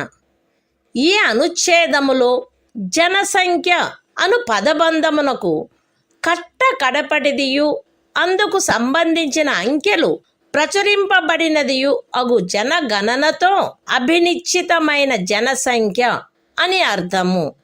అయితే ఈ విశదీకరణలో కడపటిదియు అందుకు సంబంధించిన అంకెలు ప్రచురింపబడినట్టిదియు అగు జనగణనకు గల నిర్దేశమును 2026వ సంవత్సరం పిమ్మట చేయబడు మొదటి జనగణనకు సంబంధించిన అంకెలు ప్రచురించబడు వరకు 1971వ సంవత్సరపు జనగణనకు నిర్దేశమైనట్లు అన్వయించుకొనవలెను. The Constitution of India, Part 5, The Union. Chapter 1. The Executive, the President and Vice President. Article 55. Manner of election of President. 1. As far as practicable, there shall be uniformity in the scale of representation of the different states at the election of the President. 2. For the purpose of securing such uniformity among the states, inter se, as well as parity between the states as a whole and the Union. The number of votes, which each elected member of Parliament, and of the Legislative Assembly of each state, is entitled to cast at such election, shall be determined in the following manner. A. Every elected member of the Legislative Assembly of a state shall have as many votes as there are multiples of 1000. In the quotient obtained by dividing the population of the state by the total number of the elected members of the Assembly. B. If, after taking the said multiples of 1000, the remainder is not less than 500, then the vote of each member referred to in subclause A shall be further increased by 1. C.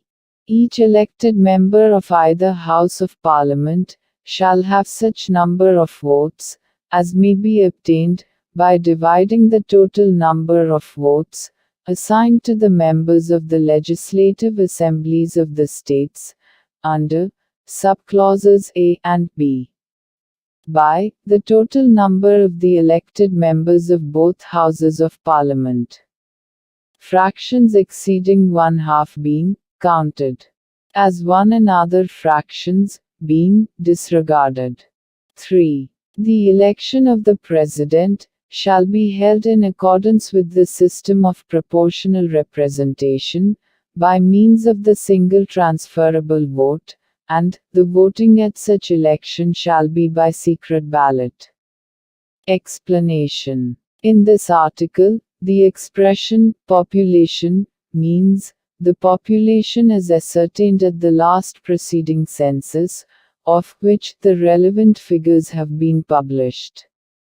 Provided that the reference in this explanation to the last preceding census, of which the relevant figures have been published shall, until the relevant figures for the first census taken after the year 2026 have been published, be construed as a reference to the 1971 census.